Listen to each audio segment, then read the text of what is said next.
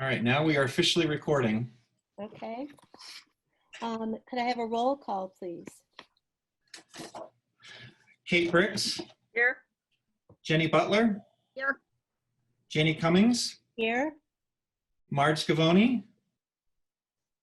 Marge will be joining us, I'm sure, in a second. Pete Hensler, Here. Anna Keeney, Here. Kate Levier, Here. Scott McLean, Here. and Molly Cochran. Here. Will you all please stand for the Pledge of Allegiance? I pledge allegiance to the flag of the United States of America and to the republic for which it stands, one nation, under God, indivisible, with liberty and justice for all.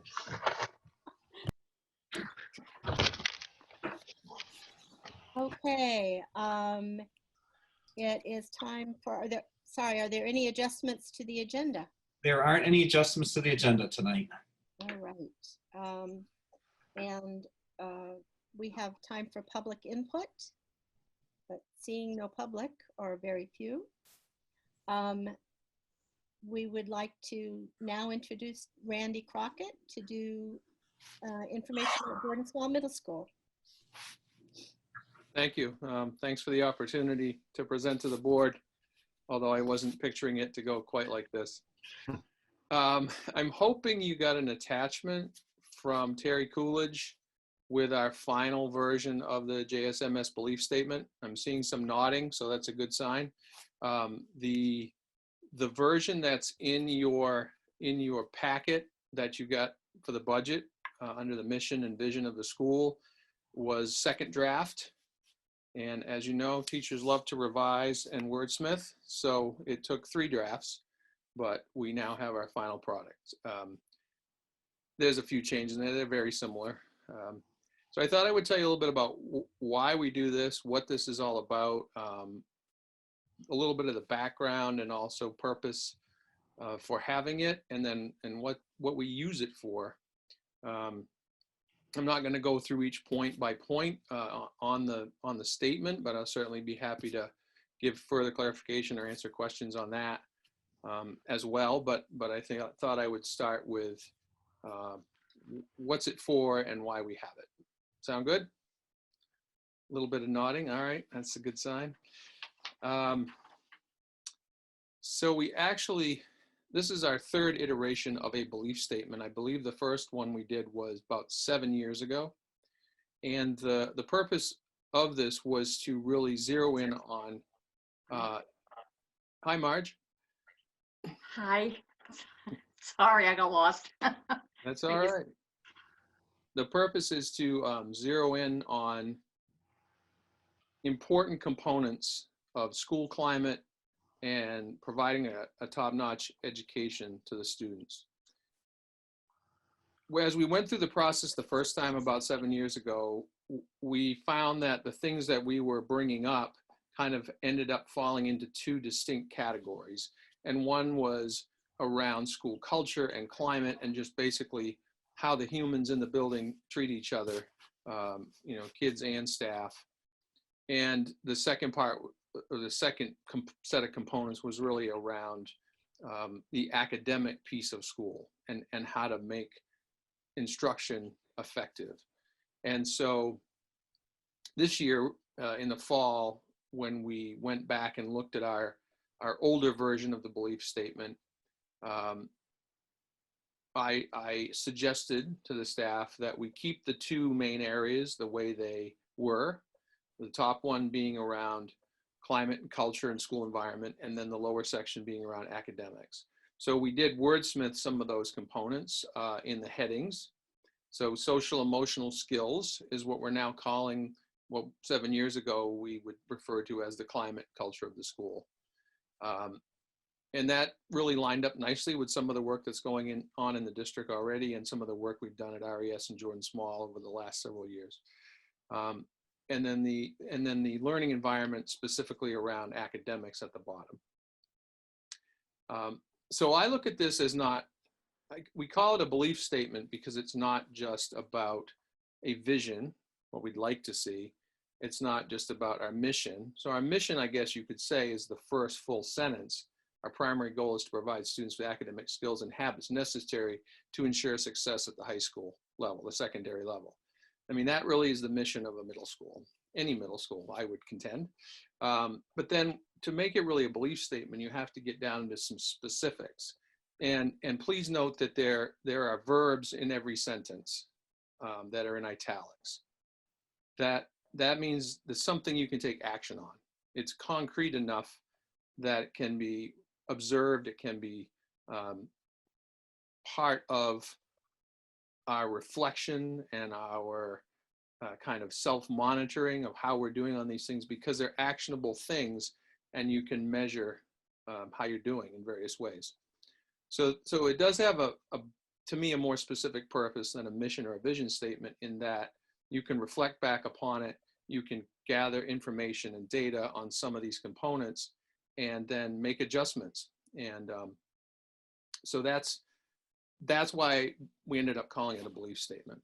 I think I stole that from somebody involved with risk in one of their presenters, which goes back now 8 or 9 years, I guess. I've lost track.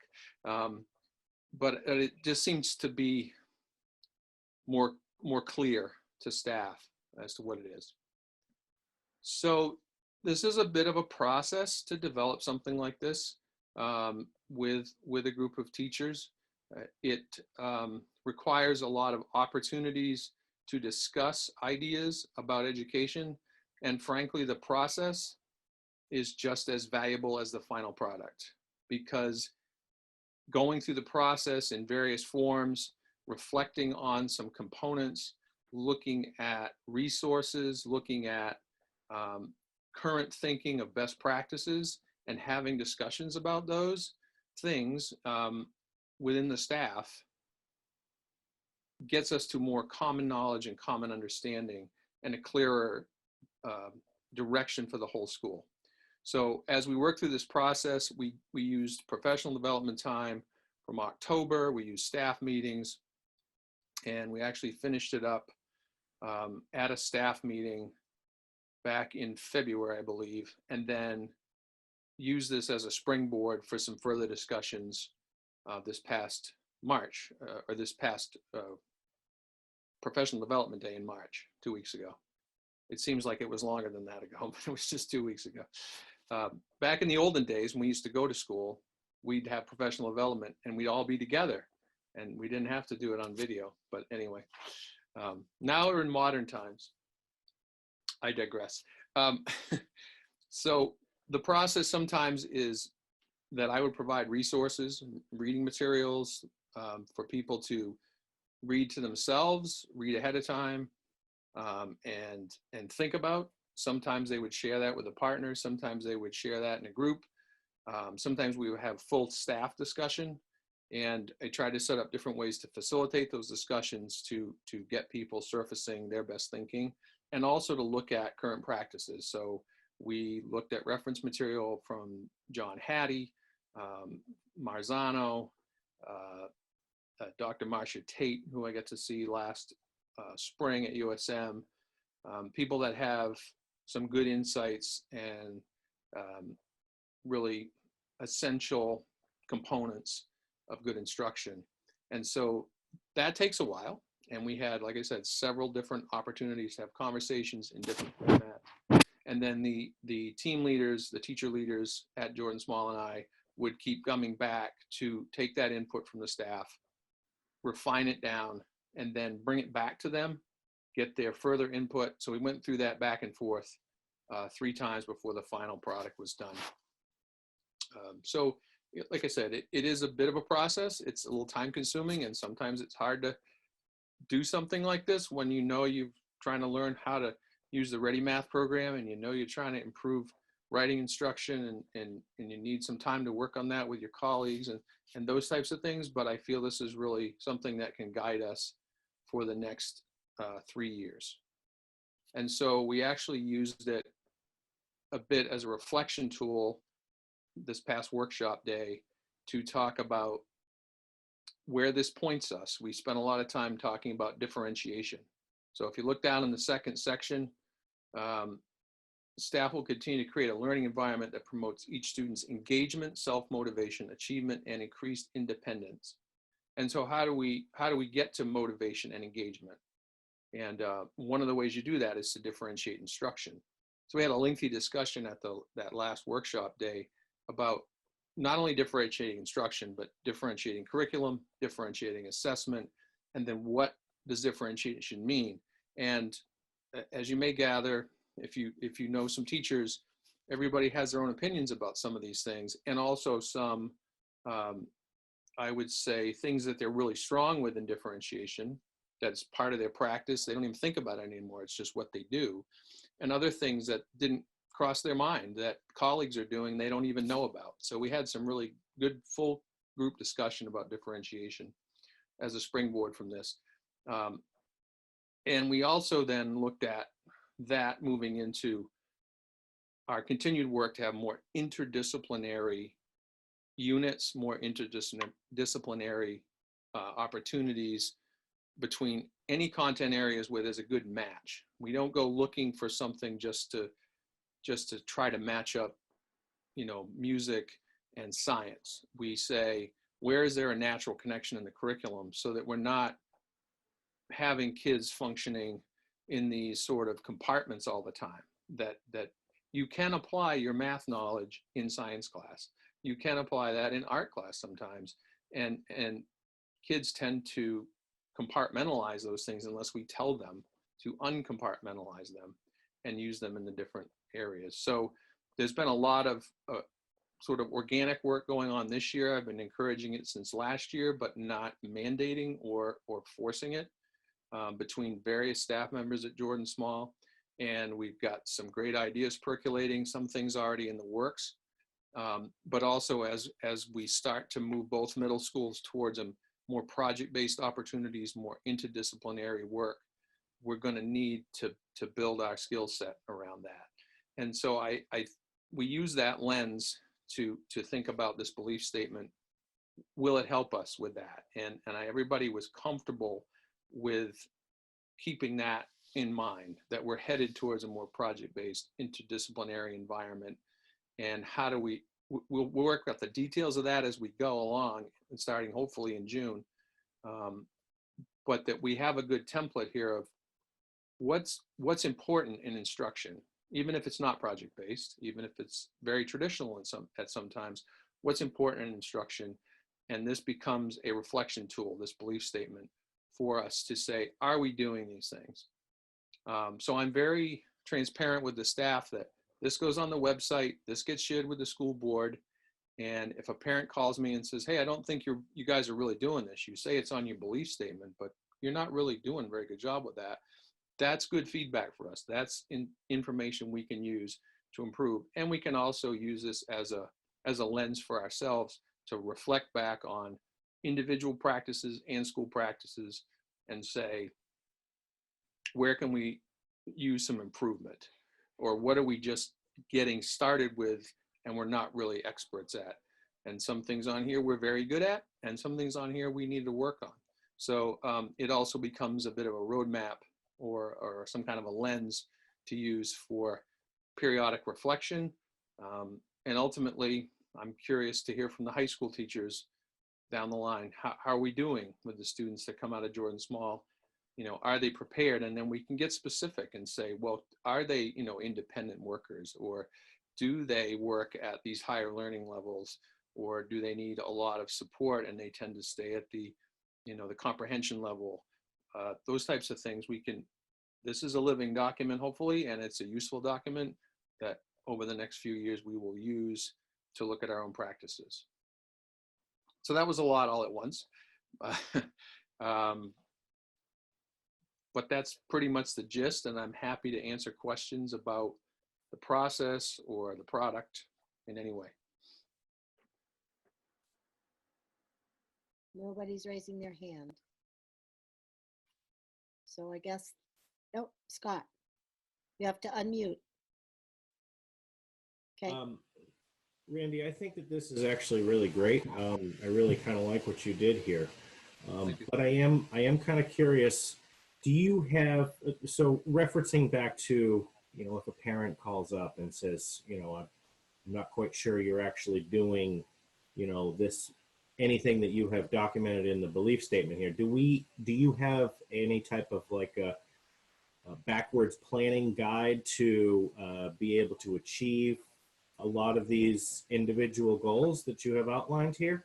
Can you explain the process as to how you're going to be able to, say, yes, we're able to, students and staff model respect, patience, compassion. I know that's kind of a difficult one to, document, but anything like that. Right. So some of these might require different types of feedback. So like, we could survey students to get feedback on some of the things in the top section by creating statements that, you wouldn't ask them to just agree with the belief statement. You would ask them questions that would give you information about, how they feel about acceptance and courage and empathy, because those values are, as you say, harder to measure. Other things are much more concrete, especially in the lower section. So, it's easy for us as administrators to go into a classroom and observe and ask kids to articulate what they're expected to learn in order to reach achievement. I mean, that's quick information to gather. Or let's say a parent calls up and said, it says you differentiate instruction, but my son's science teacher does a lot of chalk and talk, and they just basically lecture the whole class. Okay, we need to look at that. I need to look at that and then see if that's true. And if it is, then you go to that individual staff member and say, okay, I need to help you with differentiation. Here's some ideas. Here's some things we're going to work on that, I don't know if I'm answering your question, but that's how I see it being used. For instance, students recognize that failure, productive struggle, and perseverance are part of the learning process. That's a little harder to measure, but we do have habits of work grades, and we do have anecdotal data from teachers about how kids are handling challenges in general, academic challenges in general. Did that answer your question, Scott? I think so. I think what I'm really kind of curious about is, students reflect on their own progress, recognizing that failure, productive struggle, and perseverance are part of a learning process. So just taking that bullet point right there, Yep. Is there a way that you might be able to implement a series of goals to maybe not so much document that, yes, you have done that, but to be able to demonstrate, hey, listen, this is how we are going to achieve this particular goal within the belief statement type of thing. Right. So like that one in particular would be asking students to self-reflect, say after a big exam or while they're working on a major project or presentation, and the teacher asking specific questions of the kids to help guide their self-reflection and think about what they knew when they started, what they know now, how they feel about their learning, because there's a lot of research that says if you're reflective of your learning periodically, it actually deepens the learning and also helps you set goals for the future if you came up short. Relative formative feedback is more teacher driven, for instance, so we can measure that. How often do kids receive feedback from their teachers that is on time and helpful to their learning? So each of these kind of has maybe different components or different ways that it would be quantified. Like the last bullet, increasingly complex thinking, I mean, we can observe that in the classroom. What are the students doing in their work? What is being asked of them? What's the level of the work on a taxonomy? So this is actually work that's ongoing with the administrative team right now, where we're using a survey tool or a collection tool to go around to classrooms and just look in for 5 minutes and figure out if we know where they are in the taxonomy, and depth of thinking, depth of knowledge, and so forth. So I think each of the bullets might require some different ways to collect data, and then action steps would be more specific for that bullet. Okay. Oh. Thank you. So, Randy, if you were to go into a classroom and you went there 5 times and every single time you saw them only doing the remember and not doing any higher level thinking, that's a conversation you would have with the teacher. Correct. Yeah. And we didn't do this step yet, but I'm hoping to do a crosswalk between the belief statement and where those components show up in our evaluation system, specific, by number and letter, so that I can refer back. It's not a separate thing in that respect. It's really just a more specific for JSMS focus, but all these components are part of good teaching. And I think they're all captured to some degree in our supervision evaluation system and in our documents. But I will have to make it transparent, I think, for teachers to realize that if I'm asking them to work on differentiation, that is a certain number and letter on that rubric that we use, on that scoring guide that we use for evaluations. Okay. Anybody have a question? All right. Thanks, Randy. I really appreciate it. It was really good. I always like, I know the background of all this work that you do. I mean, I know how long it takes to get there. So I always appreciate seeing it. Thanks. And because I know the sweat, toil, and tears that it took to get there. There was only a few small fights that broke out, just a few. I'm also, just one second, I'm also glad, Marge, just one second, to see Tom Nash's name there, because it was the press for a while. And I thought, darn, the press guy looks a lot like Tom. It actually said the Prez. It was an old account I used when I did some national work, and I was the president of our national organization, so it said the Prez. I'm looking at that going, oh my gosh, I need to change that. So, I'm sorry. Thanks, that's okay. Yeah. Okay, Marge, did you have a question? Yeah, just a quickie. Randy, how long do you think it would be before you would see some results from this, that you could come back to us and say, okay, here's where we are in our plan?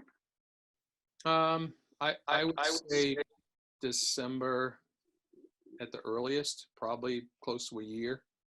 Okay, great. It sounds good. Thank you.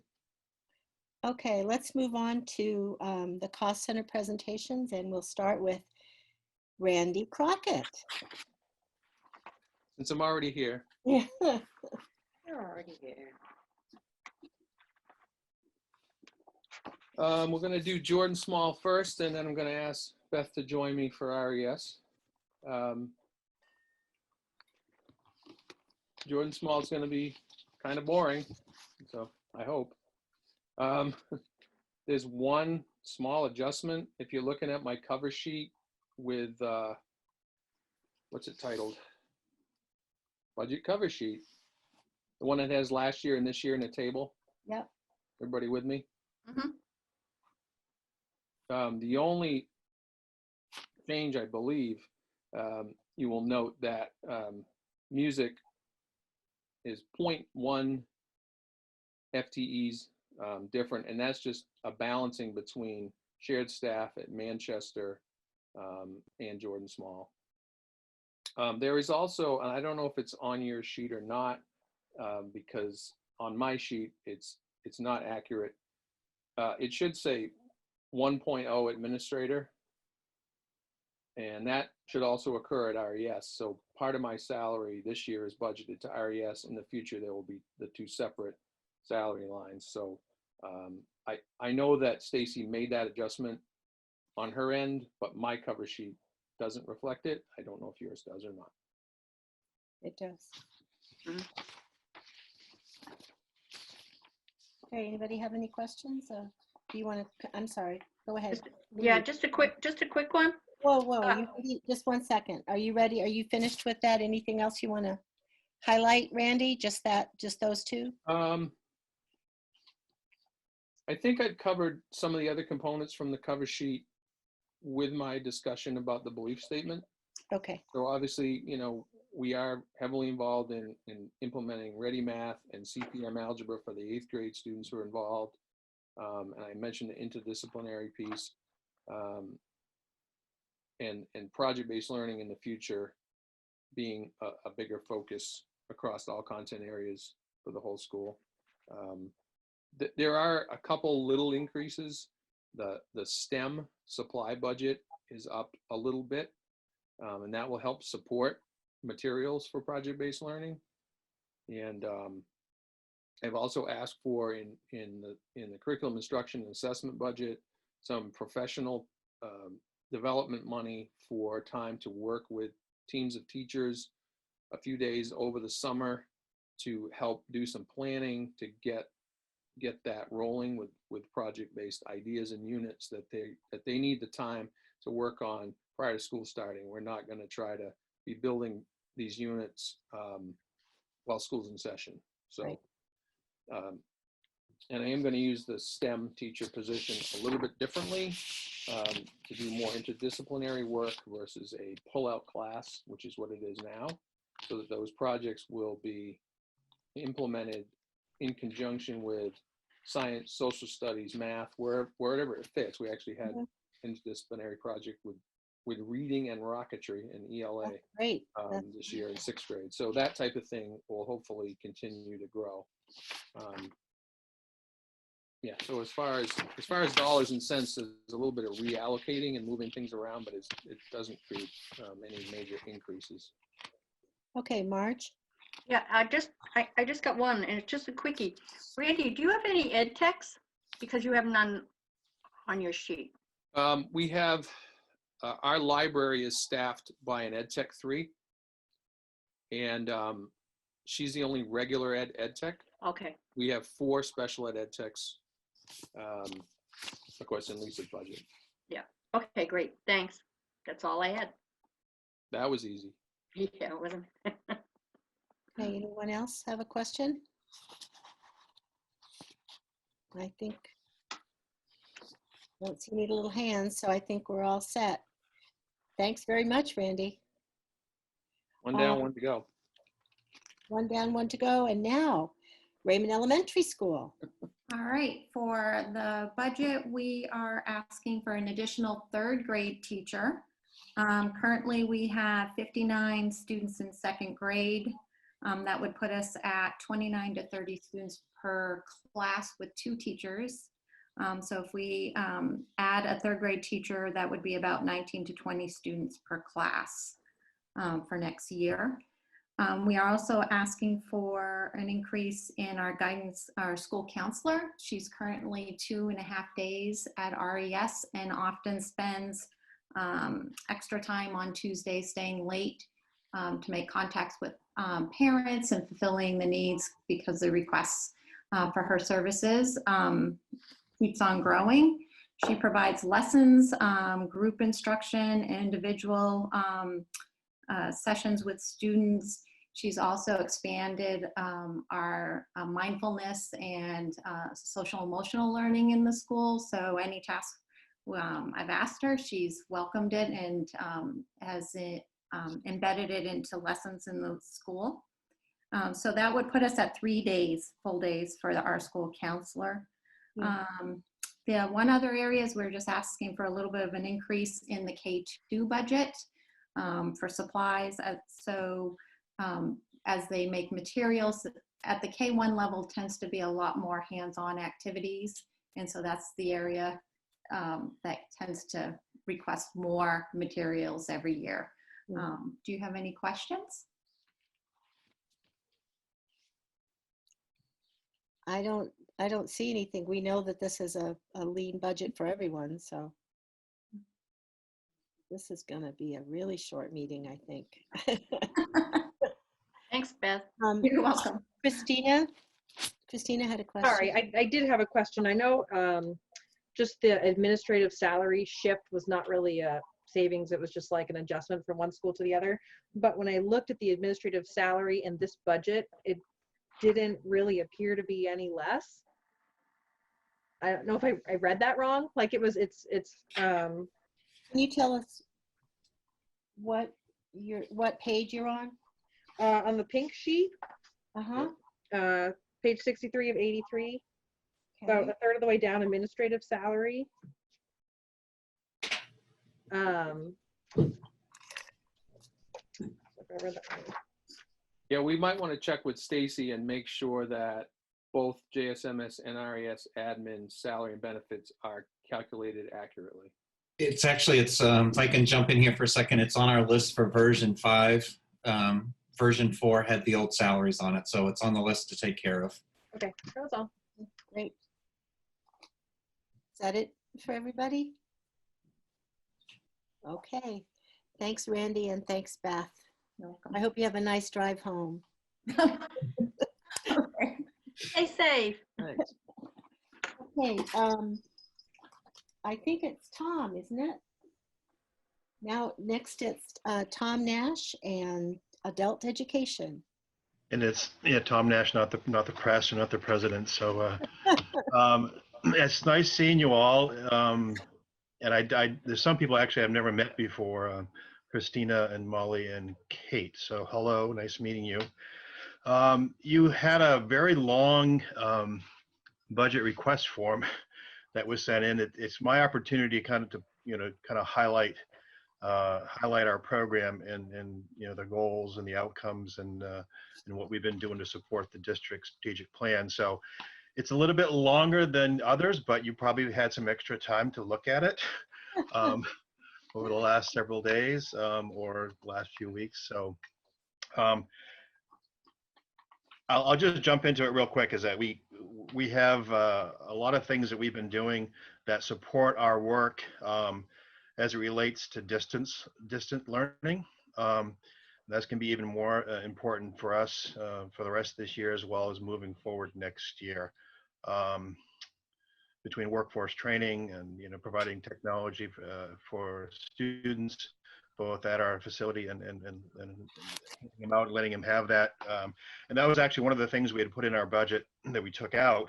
We were hoping to increase by about $14,000, upgrade our computers for our learning center, which we use for student support, but also for high stakes testing. So, and we're going to try to work on a different solution to that. But overall, my budget, the local appropriation is not increased at all. And then that's something that Chris and I have talked about, and Marge is aware that she's on my advisory board. We have done fairly well over the years, not having to have a local tax appropriation increase. We've been able to access our carry forward fund, and that carry forward fund has been built up over the years due to the the popularity of our enrichment programming, which pays for itself, but also provides additional funds for overhead costs. So if I can jump right into where our major increases are, it's really, salaries and benefits, and I'm sure that the benefit side of it is going to be reduced based on some of the insurance costs. So I know there will be a version 5 of my budget coming out as well. But we are putting some additional funds in, and I don't know what you're all looking at, but we're putting some additional funds in our high school completion, which is high school diploma and HiSET program, as well as our literacy instruction, which includes basic skills instruction and English for speakers of other languages. We have had an increase in requests for those types of programs. We think we're going to have even more so now after we get through this challenge that we're being faced with.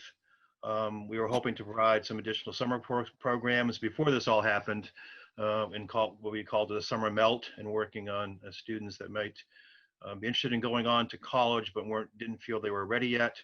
So even it was recent high school graduates, but also maybe someone that had been in the workforce, was looking to get retrained, actually upgrade their academic skills before they went on to post-secondary education or training. But we were going to try to target the recent high school graduates who maybe were postponing their post-secondary career, maybe hoping to go to college in January. But we want to make sure that we help them with their skills so they didn't, regress in some of the like basic math and writing skills. So that's where some of the increases were. That's where our major increases were in those two categories. And there are a few things here and there that have increased in terms of like printing costs for our catalog, which is our major marketing tool, and some other things. As for those that have never heard my budget presentation, it's really difficult sometimes to predict what our costs are going to be any given year. We look at our mid-year cost, expenses and revenues. When I put the budget presentation together, we compare that with the end of the year costs and revenues from the previous year, what current trends might be we might be faced with, what we can expect for requests and challenges, and we put together a best case, our best guess budget. And I hate to say that, but we hope, the whole adage, if we build it, we hope they come. That's really what we do. And we base it on community need, on perceived as well as actual, and then we put it out there and hope that the students sign up for it. We don't have a population of students that we can count on from year to year like the K-12 system does, give or take, a few hundred students here and there. So that's how we put our budget together, and we do the best again can to predict what our expenses will be based on some data that we have available to us. So that's really my presentation. I had a lot more to say, but I know that you wanted it to be quick. But I really do want to mention that everything I put together in my presentation may be amended based on where we're at when we come out of the COVID-19 pandemic. Because we might see a lot of adults that are looking to go back to school, work on their basic skills. Some that may need to have new job skills put in place. So I think we're going to see an uptick in academic programming, academic requests, as well as workforce training. And unfortunately, I think we're going to see a downtick probably in our enrichment programming. I just think the discretionary funds that people would have had will not be there. It doesn't mean we're not going to offer those types of programs. I think people will still need to focus on their own well-being, but we do anticipate probably a downturn in some of our revenues that we were expecting. On the upside of that, I do work on the state level and the national level, and we're hoping to get $1.2 million from the state for workforce training. That's in the governor's budget, and I'm working on the national level to bring in an additional $200 million to the country for workforce training. So that'll hopefully trickle down to Maine and trickle down to our program, but it's nothing we can say for sure we're going to get, but I can't see why we wouldn't be getting some of those funds for local workforce training. So there you have it. Thanks. If you have any questions. Yeah, Pete, did you have a question? I did, but when Tom went on, he kind of answered it. My question was surrounding, like, in your experience, what happens in a downturn economy if you see a spike in, the job training courses. So you've answered that. So I thank you for that. Yeah, I really do anticipate that we'll be working more closely with our local hub, which is, we call it Hub 8. It's all the regional adult ed programs. We do a lot of joint programming, workforce training that we share. We don't offer CNA course with our program, but we do offer that in other adult ed sites, and we send students there. We do a lot of online training. We're going to increase that offer. We hope to increase our, again, our local, it's called high stakes testing. So we'll increase that. But yeah, we'll be seeing more work with the Department of Labor and the career centers to help support the adults that need to be retooled and retrained. Thanks. Before you go, Marge, I have a question. Looking at the budget sheet, the cover sheet. Yeah. Could you explain, and I know it's an accounting thing that I don't get, but on 1920, it has 7,032 as a loss, or as I think, I don't put that together, but I'm assuming that's a decrease from the previous year. So Would it's that be- increased from 1819? I really don't know the answer to that question. Okay. And then Yeah, Jenny, that's correct. okay, thank you. That's Yeah, that's what my assumption was, but yeah, then this year we have a $6,000 increase, roughly 6,800. all right, thanks. You're welcome. Marge was next. Yeah, Tom, in your revenues, on your carryover, and you have a big jump from last year, almost 30,000, well, 29,680. Where does that carryover come from now? It is a carry forward fund that we have access to. It's based on our revenues. Basically it's revenues from general enrichment classes and workforce training programs that we don't need to spend during that specific fiscal year that gets carried forward. Then we're able to access that to either lower the local appropriation or to do additional programming. So we've been tapping into that for several years now, and it will be depending on what this year ends up like. It'll be gone after this year. Oh, so you won't. Okay, so you could possibly not have any carryover next year. Correct. Okay. And then Marge, if I can just add here, something that Tom and I have been discussing is, first of all, some additional revenues, whether it be looking at cost of programs.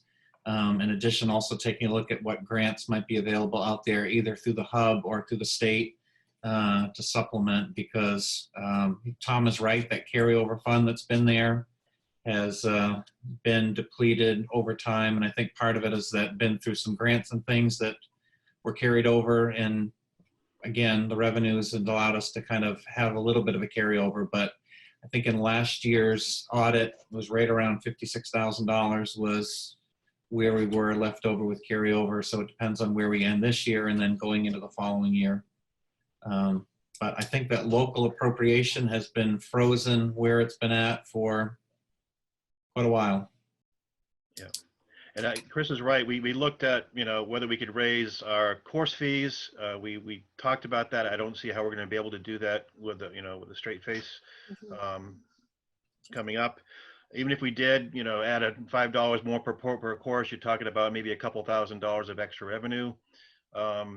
We talked about we can increase our testing, our high stakes testing, and that could generate another 4,000 or 5,000, which is great. We are looking at local grants. We do have some grants with United Way through Greater Portland that we've been able to access. We're going to, I'm sure, pursue more in that area. The workforce training grants I mentioned from the state and the feds, if that comes through. And we looked at our per pupil cost academic wise. Our per pupil cost for academic instruction is about $500. Our budget's about $95,000. Portland is $450 per student, and their local budget alone for instruction is almost $1 million. And we're kind of right in the middle. Lake Region had a per student cost of $1,300 for the academic students. So we're doing a good job of teaching our students, our adults, with the money we have. But I think we are going to be seeking out some additional revenue sources somewhere, somehow. Pete? Okay, thank you. Thank you. Pete? All right, thanks. Yeah, I'm sorry if you've already addressed it and I missed it, but what kind of impact is the current situation having on adult ed programming, both from a revenue and expense, and what are we doing for people that were enrolled in classes currently? Yeah, our academic students, I'd be happy to send you the list of what we're doing there, Pete. But we're providing blended learning opportunities. We actually been doing that all along. So students have access to what's called HiSET Academy, which helps them to prepare for the HiSET exam, so they can do it either in our facility or at home. People can access Odysseyware, so again, students that are looking to get some supplementary education for high school completion classes. They can again do it at home or do it in our facility. So those students are still engaged when they can be. Their parents probably that are at home taking care of the kids as well. So they have their own challenges, and probably education right now is not at the top of their list. But in our English as a second language students, we made information available to them. We sent out packets of materials to keep them busy for a couple of weeks. We do know that some of those adults do not have internet access. As for our enrichment programs, we postpone them instead of cancel them, because there's fees involved on our end that we have to eat if we cancel classes. So we try to postpone them as long as we can. And we probably are going to have to end up canceling most of the classes. And it's interesting enough, we have one class starting in May that has been so popular, we don't know what to do about it. It's hunter safety. So people are looking to find ways to be self-sufficient and reliant, I guess.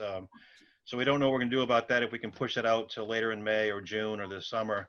But most likely, most of our classes will be canceled. There'll be a loss of revenue of several $1,000s in both lost registration fees and actual processing fees moving forward. So.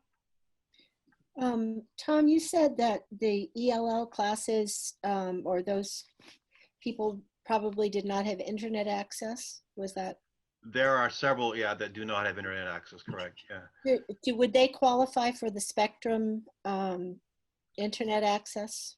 They probably would, and we're putting information out to them. I know that my academic coordinator, Kathy Jeffrey-Renaud, texts students a lot, emails them if they have an email access, and lets them know what's available to them. So yeah, we try the best we can to get information to our students, but it's not always easy. Yeah. Anyone have any other questions? Well, it's awfully hard work to put all of this together, and I really appreciate all of you, Randy and Beth and Tom as well. Thank you so much for that work. Thank you very much. Thanks. Okay, we're going to move on to Mr. Howell. Sure. So I'm going to go ahead and talk about two cost areas. One is listed under superintendent in your books, and the other one that's listed there is underneath the assistant superintendent. So first of all, starting with the superintendent's cost center, you'll see a decrease there of 1%. And the only two employees who are within that cost center is me and Terry, or Terry and me. And within that, the difference that you see there is the difference in salaries and some benefit pieces between the previous superintendent and me. And so this reflects the recent increases for health insurance. But other than that, everything else is pretty much status quo. So not huge changes that are there. And if I could go to the Assistant Superintendent of Schools budget page, which is Director 12.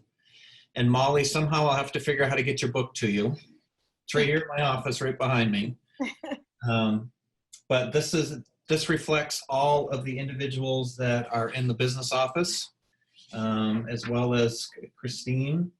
And the increases that you see in there, and I'm on the pink pages, page 2 of 83. There's an increase there of $25,000 under other professional services. And this reflects some professional services and work that we know that we're going to be spending out next year in relation to a new middle school project for a new Wyndham Middle School. And we know we're going to have some professional service costs. In addition, we're going to have some planning costs that are associated with it. So that's what that cost is reflected. In addition, you'll see some increases there for insurance. And I did have some good news. I don't have the final number yet for insurance, but workers' comp, thanks to Mr. Duffy, our previous mod rate, and if you think about it, mod rate is what determines what your overall premium is going to be. previous mod rate was 1.47 based upon some old accidents and injuries that the district had. And just simply for the public, if an insurance policy is typically 100,000, we're paying 147,000 on a 1.47 mod rate. I learned this afternoon that our new mod rate is in the high 8s and maybe 0.9. So could be a significant decrease. And it'll be interesting to see with 95% of our staff currently at home, the chances for slip, trips, and falls within the buildings decreases dramatically. But we've seen a significant decrease with the work of the safety team this year on workers' comp. And we're expecting to see a significant decrease in our premium for workers' comp coming up in this next year. So kudos to Mike Duffy and the work of the safety team for dropping that down. But otherwise, within that cost center for assistant superintendent, there really aren't any other major changes than what's previously there. Marge? Chris, on the white pages on 10 of 253, I was just curious, on the bottom.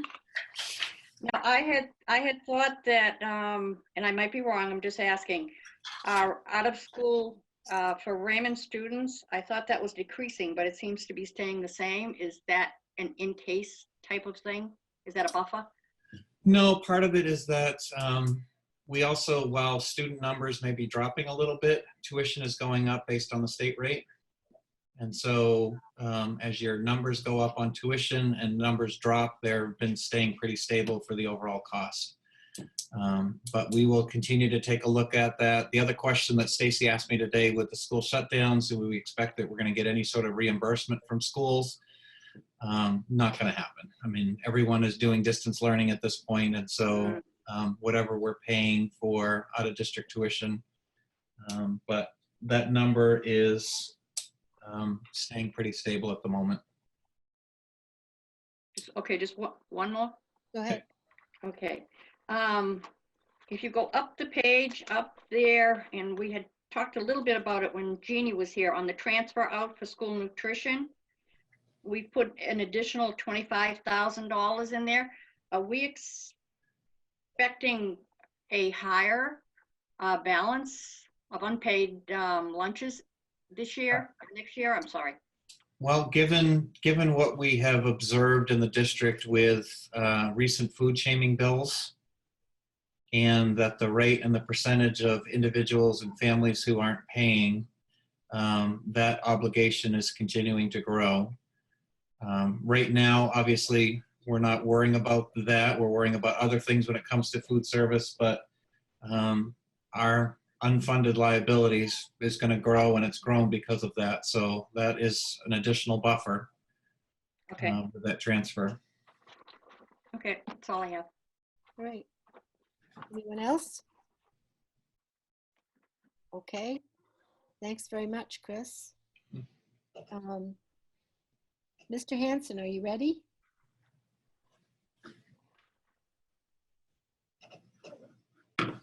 You're on mute still, if you.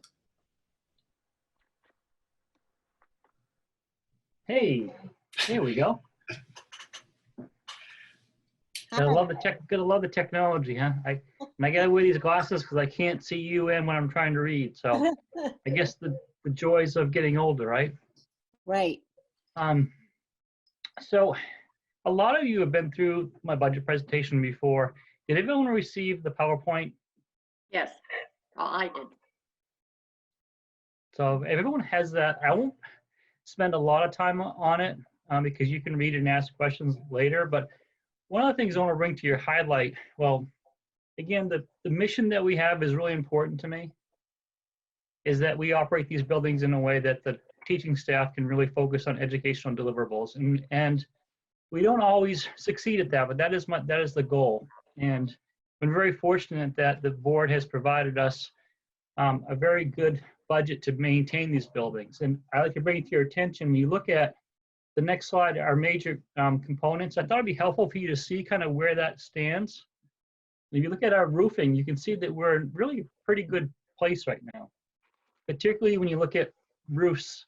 Guideline age life on those is for EPDM is about 30 years. Now EPDM is what stands for, basically it's a rubber roof, 60 mils thick, and that's what we have on most of our buildings. We do have some shingles and a built-up roof on the middle school, and we have a metal roof on the primary school. So when you look at this, you can see we're in pretty good shape. In the future, the concerns might start looking at things like the primary school roof, which is getting towards that 40 years life cycle, which is about a life cycle of a metal roof. And you can see Manchester School is coming up on that 30-year. But overall, we're in a really good place. Again, this is just an idea of where we're going. We look at our boilers and hot water heaters. Again, that's kind of the heart of our buildings. And you can see that this year we've made a huge impact on that. And when people look at that, they do say, wow, Manchester, those boilers are 47 years old. Are you worried about that? They were really, really, really good boilers when they put in. Mhm. And the nice thing is there's 2 of them there.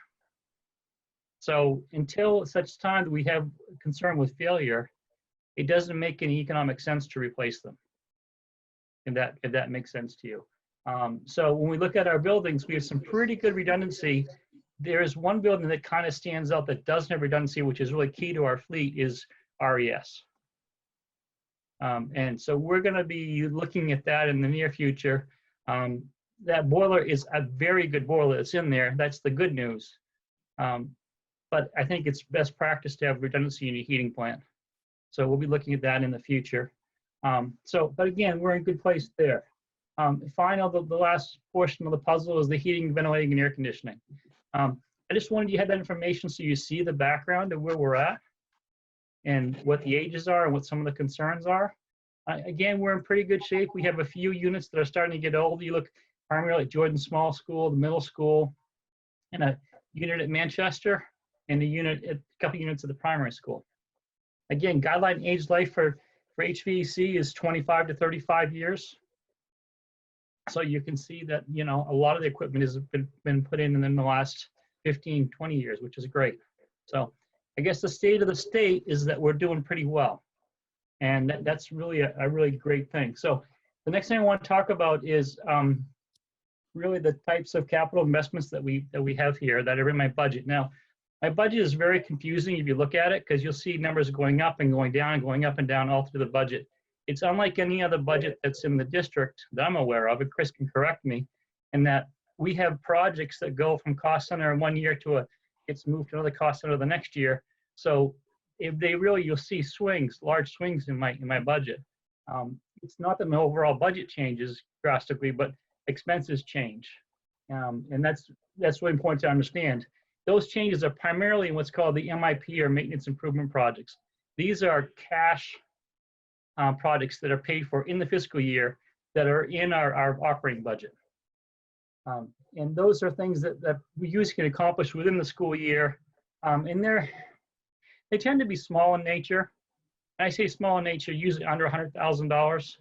There are some that are larger than that, and one that comes to mind real quickly is the primary school site work and the Raymond Elementary School site work. We have to do that work with cash. So those are projects that tend to be larger than that. The second type of project we have is CIP, which stands for Capital Improvement Project, and that is a lease payment. So the boilers that we put in this past year for Jordan Small and high school, that's a CIP project, it's a lease payment. And the final project type of project we have is called a Capital Reserve Project, and that has been just an amazing tool for us to use to leverage year-end fund balance to continue to move ahead the condition of our buildings. I think that's really great about that from my perspective. It's not tied to the operating budget, so it can straddle fiscal years. And that's really helpful because not all our projects can get done starting in July 1 to August 15th is really kind of the window we have in the summertime. So it's nice to have that money is available other times of the year or a year ahead so we can get materials ordered and on site before the summer starts. So I'd say this every year, and probably some of you are getting sick of hearing this from me, but if we look at our physical plant, it's worth around $200 million. Okay, so, and I always say to you, but everything lasted 50 years, I would really need to have $4 million in capital replacements every year. Okay, that was what and you know that not everything lasts 50 years. I've just told you that HVAC is 35 and roofs maybe 30 to 35. So that doesn't make the 50-year hurdle. So what we've been shooting for in our facilities budget for MIP and CIP is around $600,000 annually. So you can see there's a pretty big gap between 4 million and 600,000. That's really up from when I first got here. When I first got here, we were close to 200,000 annually. So my goal was to get that to 600,000, and then the balance. Last year we were able to provide $900,000 of CRP funding. That goes to about $1.5 million, which is just about halfway to that 4 million that we're looking at, that we'd like to have. Now, the other part that will augment that is the upcoming middle school project.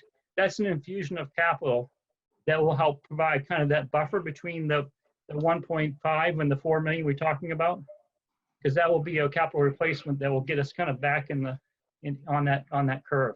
So when we look at the overall budget for CIP, this year we've increased it 18,000, or proposing 18,000, I should say. If you notice in the presentation I sent you, there's one highlighted in green and one highlighted in yellow. The green is a project that's going to come off this next year, and the yellow is the one new project.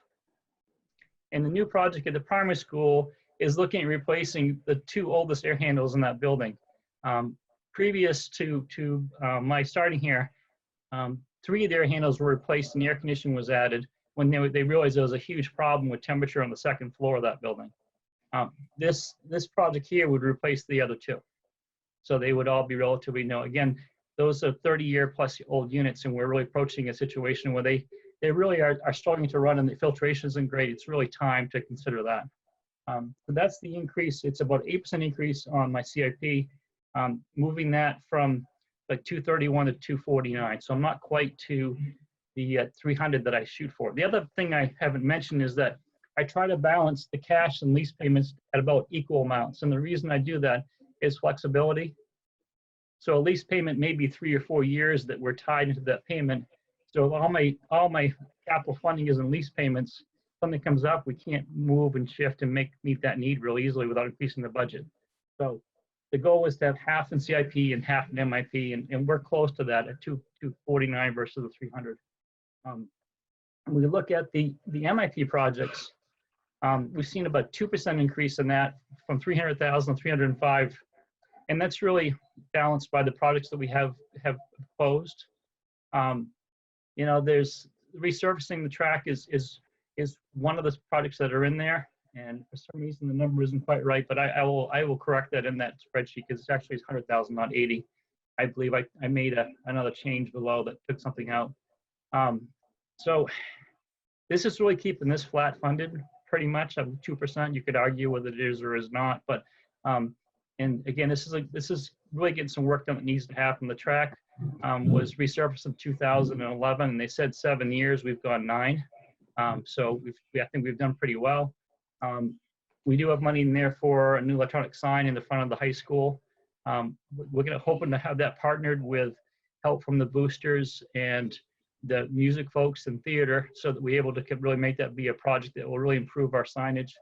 As you can see, there is money to rehab Katahdin, which really includes adding a bathroom and adding a cooking and kitchen space in that area. We are planning on removing the oil tank at Manchester School. It actually has to come out. DEP says it's reached its end of its life, and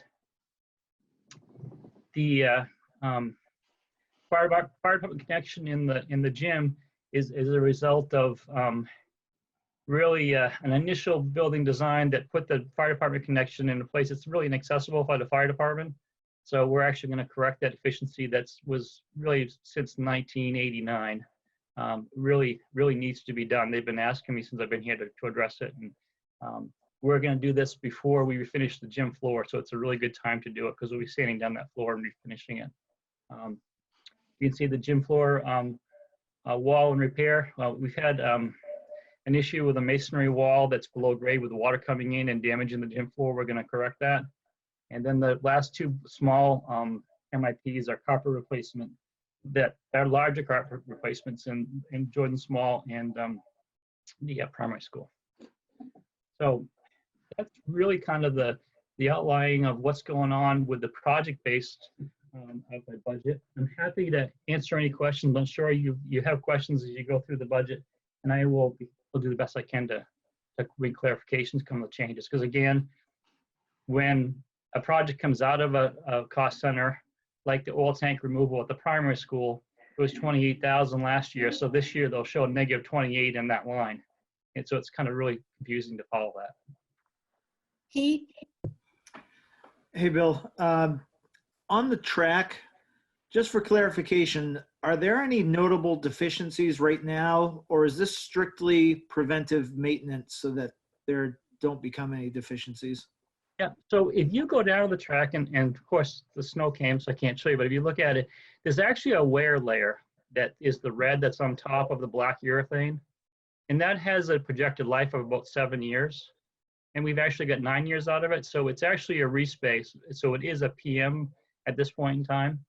And what I wouldn't recommend delaying that, because the fact that you can start to see the black underlayment on it, and we start wearing that, it becomes a bigger issue. So it's really time to do that. And we've had the vendor look at it. He's recommending it as well, that it needs to be done. And you know, I'm pleased we get 2 extra years out of it, but I wouldn't want to push it much further. All right, thanks. Kate? Bill, thanks for the PowerPoint. It's really well done and it gives me all the information I need. One question I have is for the Katahdin, where are you putting a bathroom? Great question. So if you go into the Katahdin space right now, right next to their bathroom is a very small copy space, which they would like to convert to that second bathroom. So the good news is the wet wall is that wall that the copier backs up to. So literally we'd be making that other side, as you walk in, there'd be 2 doors. There'd be a bathroom on the right, bathroom on the left. So it's going to require cutting the concrete and getting into the plumbing into the wet wall, but it is nicely situated to do that. And they really need 2 bathrooms too, because it's quite a few people with 1 bathroom. It's a real challenge. Thank you. Scott? Hi, Bill. How are you tonight? Doing great. Much better than the time I was supposed to be here. Yeah, perfect. If I could, I've got a couple of questions in reference to the pink sheets. Sure. So my first question is on page 5 of the pink sheet. About 3/4 of the way down, we got trash removal is up by 100%.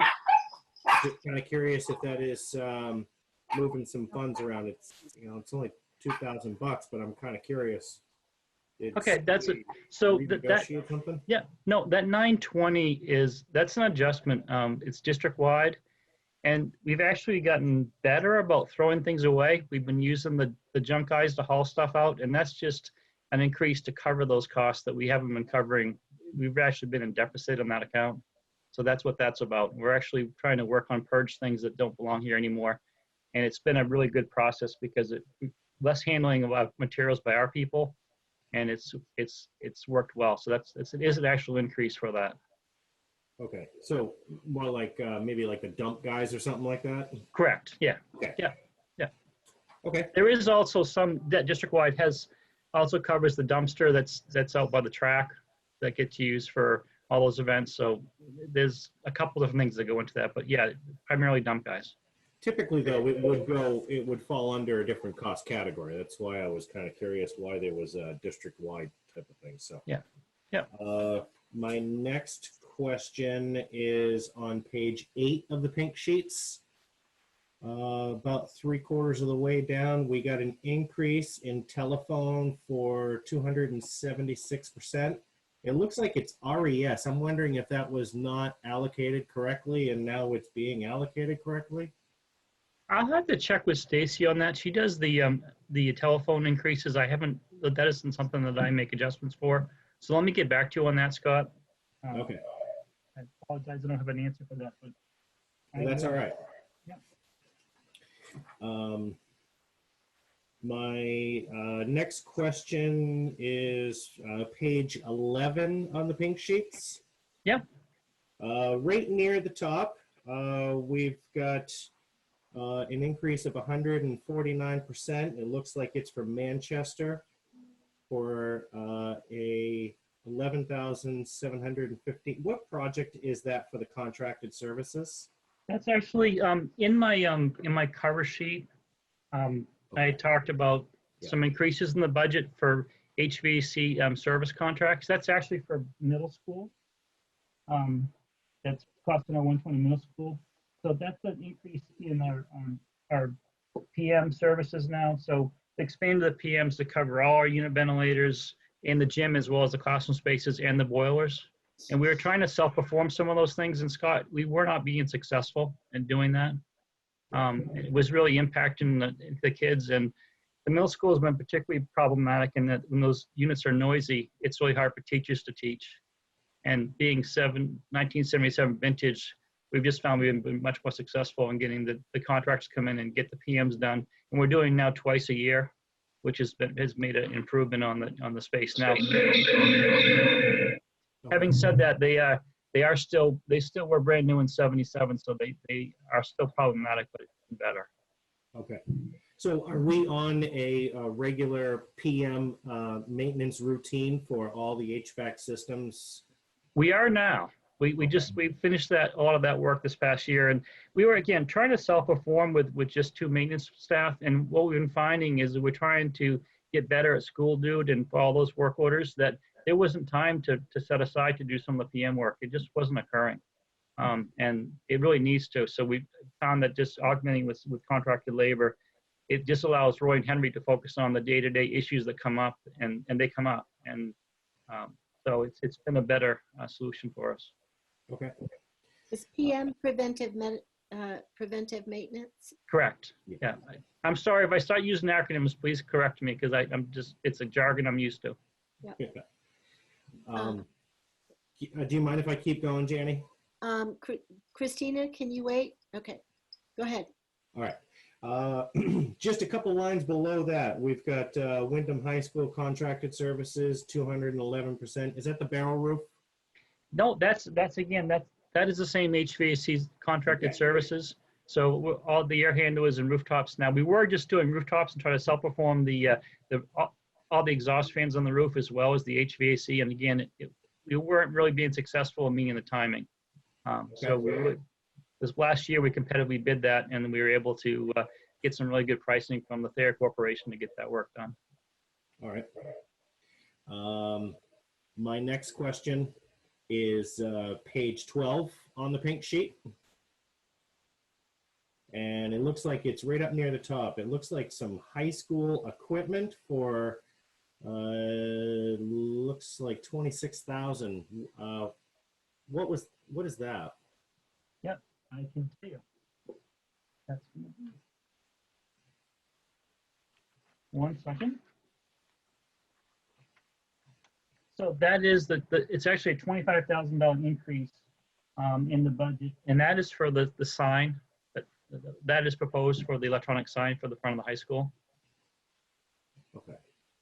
That's to support that project. That project will cost more than that, and again, we're hoping that we can get significant funding from the boosters as well as the drama and what's the other group I'm thinking of? Music, yes. Okay. My next question is on page 13 of the pink sheets.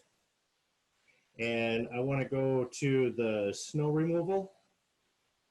And I'm kind of curious what exactly the account number is for the very bottom one. It's an increase of 37.14%. Not a lot, but can you define for me what is system-wide facility operation? What exactly does that account mean? All right, so 300 is the 37.14%. That is the high school. 920 is the one below that, which is district-wide, which is flat. Oh, that is flat. Okay. Yeah. So and we have had an increase in our campus snow plowing this past year, and we're due for doing an overall bid for the work. I have to tell you that our current contractor has done an amazing job for us. and been really pleased with them. So I wanted to talk to them and see if they would hold the pricing that they had this last year. And if we could do that, then we would take and keep things the way they are. The price increase you see there change is our previous contractor decided he couldn't do it, and we were notified this fall, and that we worked with the current contractor to pick that up, and that reflects the increase in the cost we had over the prior contractor. So that just brings us back to the current cost. Was Birdwalk here? Did we have any type of protections in that contract when all of a sudden we had somebody say that they couldn't do it? We had a 3-year contract with options for 2 renewals, and he refused the second renewal. So it was the way we structured the contract. You know, I think that, Scott, we can talk about different ways to do that next time we catch up as a facilities group, but we typically try to do it like that so we don't have to bid every 3 years. Okay. Just to have a couple renewals, but I think maybe we do a 2-year renewal so that we get locked in and not have to continue to do that again. Yep. All right. And then this is my last question, and then I'll turn it over to who else has questions. Here. Same on page 13, about 3/4 of the way down, I see district-wide equipment with an increase of 1,280.49%. Yeah, that's the, that is. yeah, that's the track. That's the cost That of is the track. track. Okay. Yeah. Yeah. All right. Okay, Perfect. Thank you. You're welcome. Christina. Thanks for bringing up the track. When you gave Marge and I a tour recently, you talked about how you wanted to add an additional 2 lanes to the track. Does this amount include that or not? It doesn't. I'm hoping that we can work that into our middle school project. At this point in time, this is just first service there. The good news is what we have is we have a urethane track, which is, it's a college level track. It's not a high school level track. It's really a step above because it's, I keep it really short, but its diameter or the softness of it stays very consistent through a very wide range, and it wears very, very well. It's actually put down with a paver. It's really a much higher technique. So this is just to replace that wear layer, which is sprayed on the top. It's only about, I don't know, it's more than a 1/16 thick, but it's not much more than that. And it's designed just to take the wear of the spikes in the shoes and protect the base layer, which is put down by a paving machine. Okay. Never mind. That was my only question. Thank you. Anybody else have any questions of Mr. Hanson? Bill, can you just quickly mention the other increase in your budget, which is the treatment plant? Right. So well, there's actually a couple of increases. There's an increase for the middle school SRO. That's part of a grant that we're applying for, and we're very excited to have that opportunity. I think it's going to be wonderful. There also is an increase of about $66,000 for the treatment plant, which gives us a total of $100,000 of funding for continued capital improvements on that. There is a component of that funding that I also have in the CRP funding as well, because we're going to need more like 150 to do the work we need to do. So that's work that we really need to do to be prepared for this new middle school. And it's work we need to do to flatten out the process of the plant. And just real quickly, it puts in a tank for storage of material so that we can more average the flow through the plant throughout the course of the day. Because unfortunately, the kids are only there from 7 to 3 or 4. We don't have enough night classes. I guess we got to get Tom back here and have him to have more people at night. But the flow is really tied into the school day, and we really need to broaden that out so it's more even throughout the whole day, so that it has a really level amount of treatment through the plant. So it has kind of the same retention time. The water that comes in spends the same amount of time going through the plant in the morning as it would at night. And the way to do that is with some on-site storage that we don't have. It's going to be a tank in this range of 12 to 14,000 gallons. So it's a pretty good sized tank that we're putting in underground. Okay, Kate. You're still on mute, Kate. Okay, can you hear me now? I can. This is actually a question for Chris, I think, more than for you, Bill, but I'm curious why an SRO is under facilities and maintenance. Well, I can start by answering that. All the safety security is under my budget. So Seth's cost is under my budget as well as this. So my department carries the safety and security as well as the physical plan. Okay, that's good information. I wasn't aware of that. Thank you. And just also so everyone's clear, this is a grant that we worked on with the town of Wyndham. However, we'd be looking at a resource officer that could cover both Jordan Small and Wyndham Middle School, being able to go back and forth. Marge? This grant, how many years is it the grant for, and how much of it does it cover? If we get it. It's for 3 years. So that's the good news. And I have to get back on the percentage. I think it was do we have to pay 30% and they pay the balance? It's somewhere around that, isn't it, Chris? Yeah, I'll get back to you on the number. I wanted to say it was closer to 80% of what was covered in the grant, but I'll go back to the grant document and I'll get that out to everybody. Okay, thanks. Okay. Anybody else have a question? Seeing nobody. Thanks very much, Bill. Thank you very much. Have a great night. I'm sorry I wasn't able to make my previous appointment, but That's okay. I appreciate all your support. Have a great night. You too. Thank you. Bye, Bill. Bye. Go home. Okay, Mike Kelly, and transportation is next. Hey everyone, how you doing? Hi, Mike. Hi, can you hear me okay? We can. Okay. Janie, I'm a little afraid of that vicious dog you have there. Yeah. So anyways, getting into the budget, we'll just look at the overall increase this year is just shy of $156,000. The bulk of it will be up in the human resource section, and we'll go through that. But you can see some of the FTE adjustments from the current fiscal year into the upcoming fiscal year. One of the bigger ones, and I think was back in September, the superintendent, myself, and worked with you folks, and we made some adjustments as to how we address repairs in the garage, specifically a technician. So what we did is we took the 3 positions that existed, reduced it to 1, and we utilized the other 2 positions to create the assistant director. But that person currently works in the garage as the lead technician for the operation. And you go further down, you can see where the mechanics were reduced from 3 to 1. And there was a slight increase in the van drivers because of the demand. So it was more or less just an increase in the amount of hours. But overall, you can see the reduction of positions by just shy of a full position.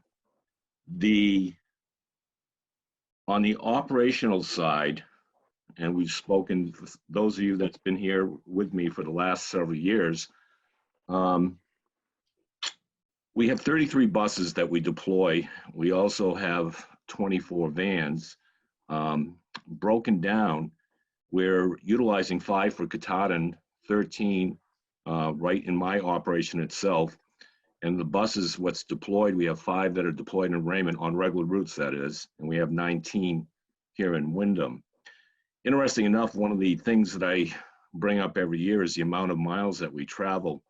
And last year alone, we traveled over 632,000 miles.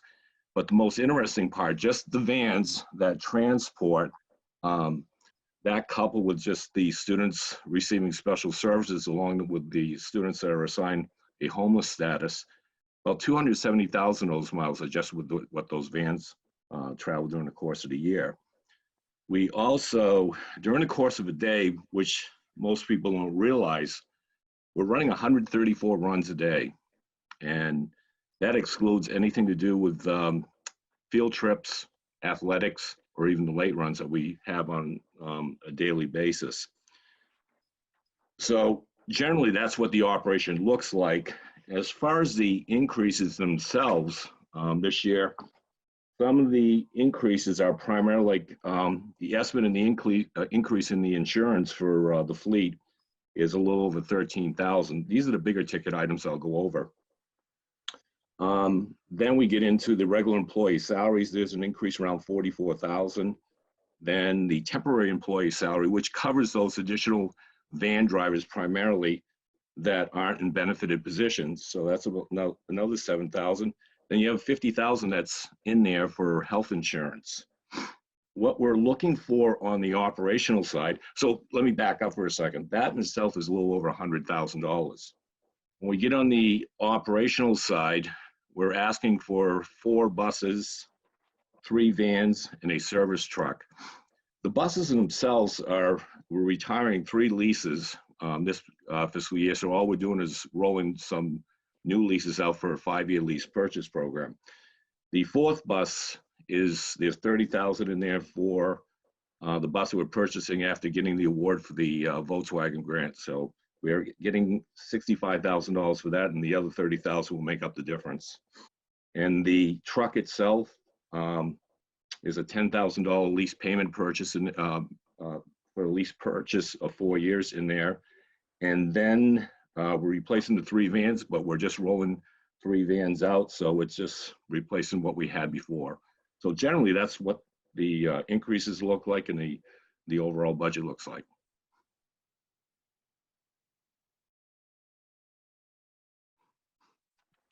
Anybody have a question? Looks like, no, Scott? Mike, thank you Yes. for joining us. I have I do have a couple of questions that I wanted to ask you. And one of the very first things that I did notice when I was looking over this is obviously going down to that one mechanic. I can't imagine that that is going to be a super easy adjustment for you guys, given the information that you just gave us, 33 different buses, 25 vans, 134 runs with just one mechanic. How much outsourcing do you guys have to do for any type of major repairs, and what type of repairs would you do in-house with just the one mechanic? Well, it's kind of misleading, Scott. What we did is the assistant director is actually a mechanic, and he's the lead technician. So we went from 3 mechanics down to 2, one being a technician. So by moving this person in-house, what we did, the skill level of this particular person is much greater than we've experienced over the years. So what we were outsourcing before, we're retaining inside. So it depends. If we had to do a full engine job, we would outsource that. God forbid if that would happen. Transmissions, we'd probably send out, but every other type of repair with the diagnostics we're able to do inside right now. Okay. All right. Hey,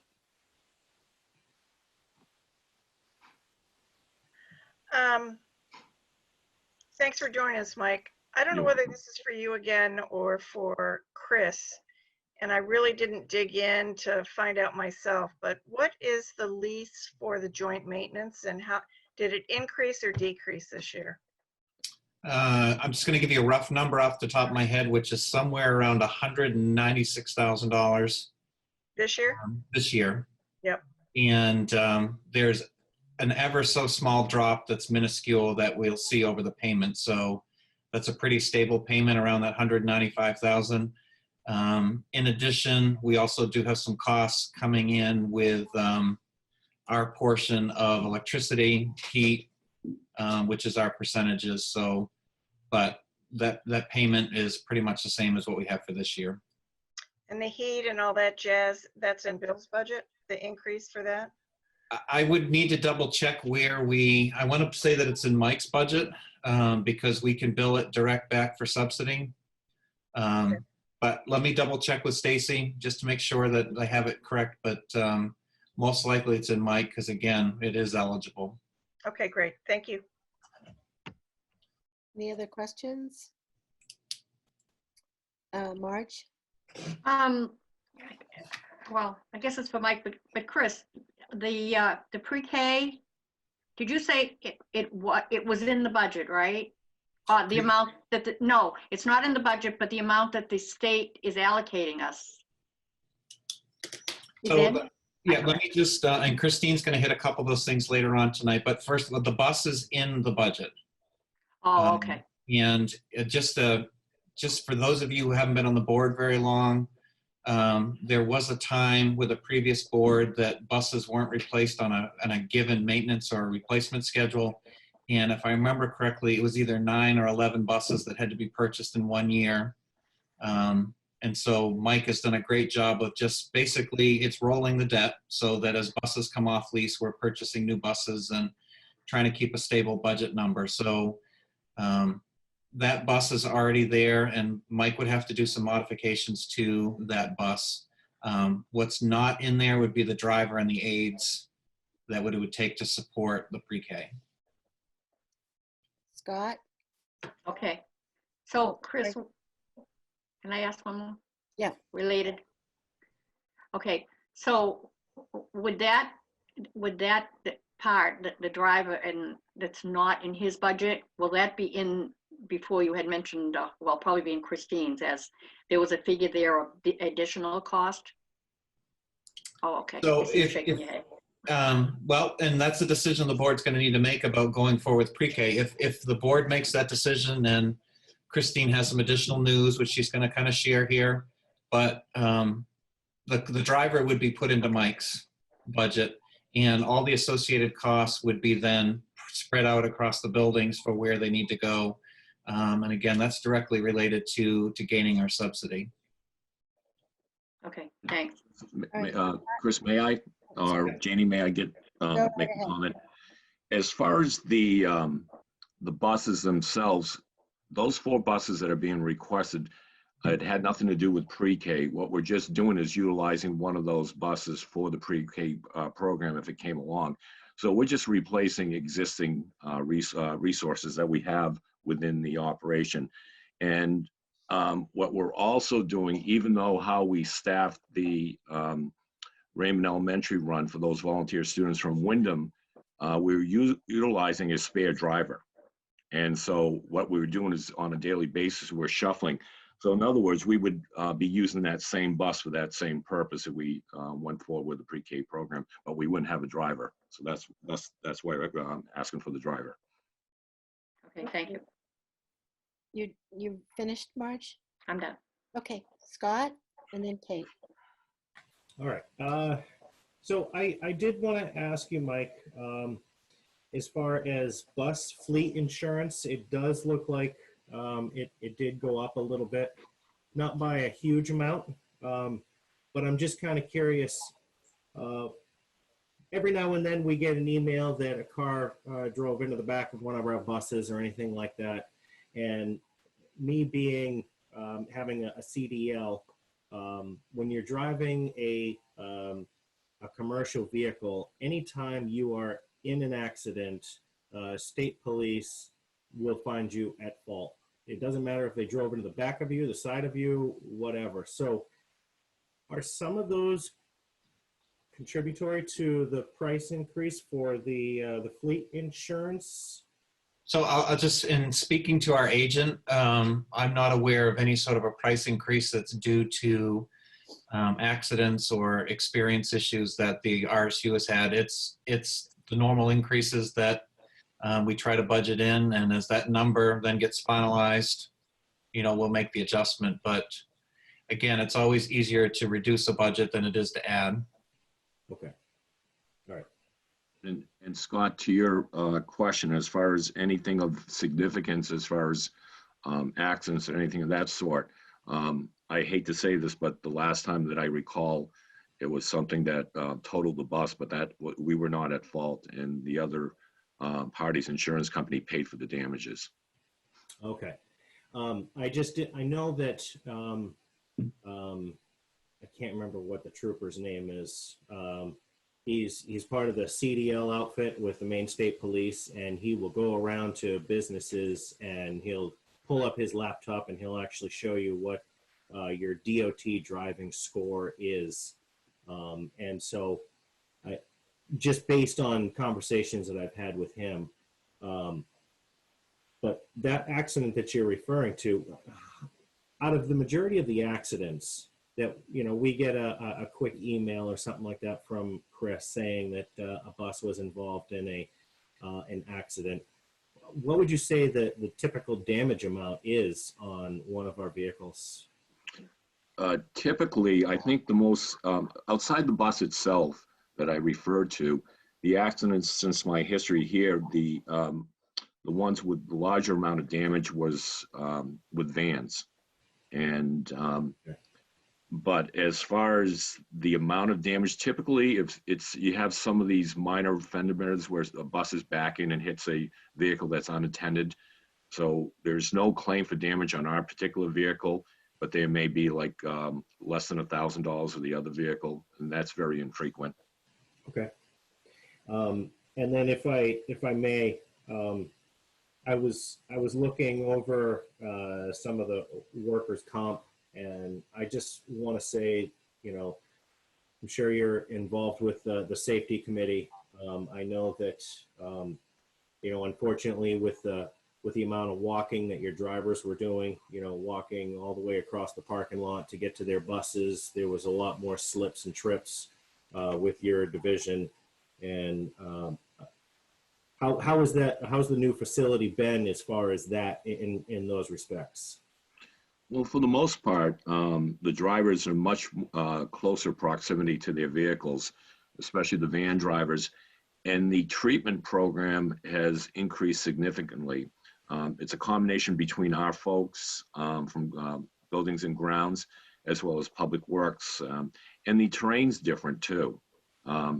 Versus the other one. It was quite a distance where they were walking, and a lot of the injuries that were occurring was either between the buses or as they're traversing across the parking lot on a downhill grade, and that's where they were falling. Okay. All right. That's all I got. Thank you very much, Mike. Great, Thanks. Scott. Thank you. Kate? Next year, will all of our buses have bus arms? We don't have money in the budget for extended stop arms right now. We can see, and the superintendent and I talked about that. We want to see where our year-end balances are to increase that. The problem is, Kate, is some of the spare buses, especially with the age and things of that sort, we don't necessarily need to put extended stop arms on those.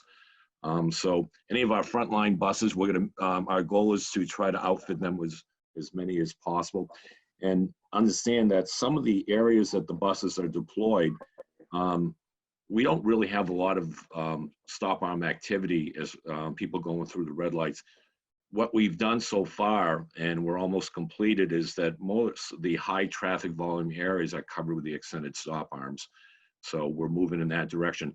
The only shortcoming on some of the stop arms, especially during the winter months, is because they deploy much slower than the factory installed stop arm.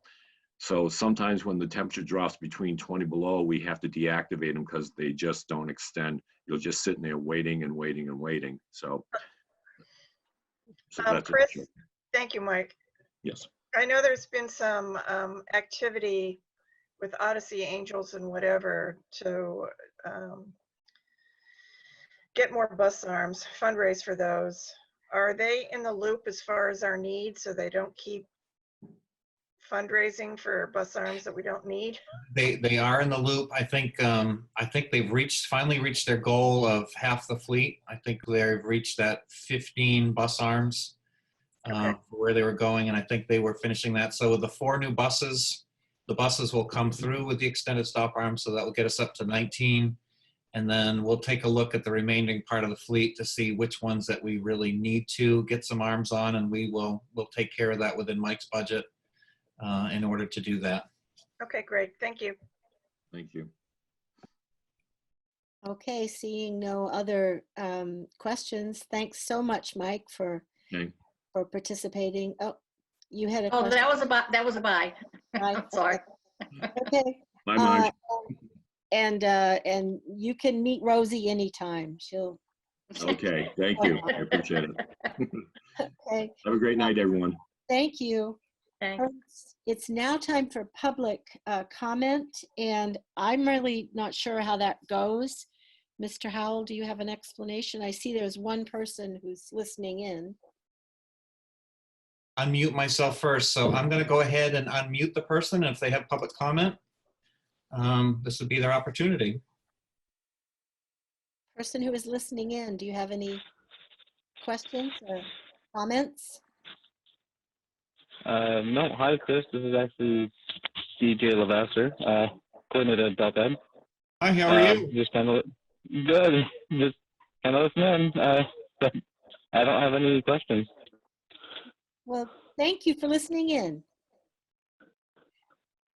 Okay. So now it's time for superintendent's report. So first of all, I just want to congratulate the board for navigating this world of Zoom.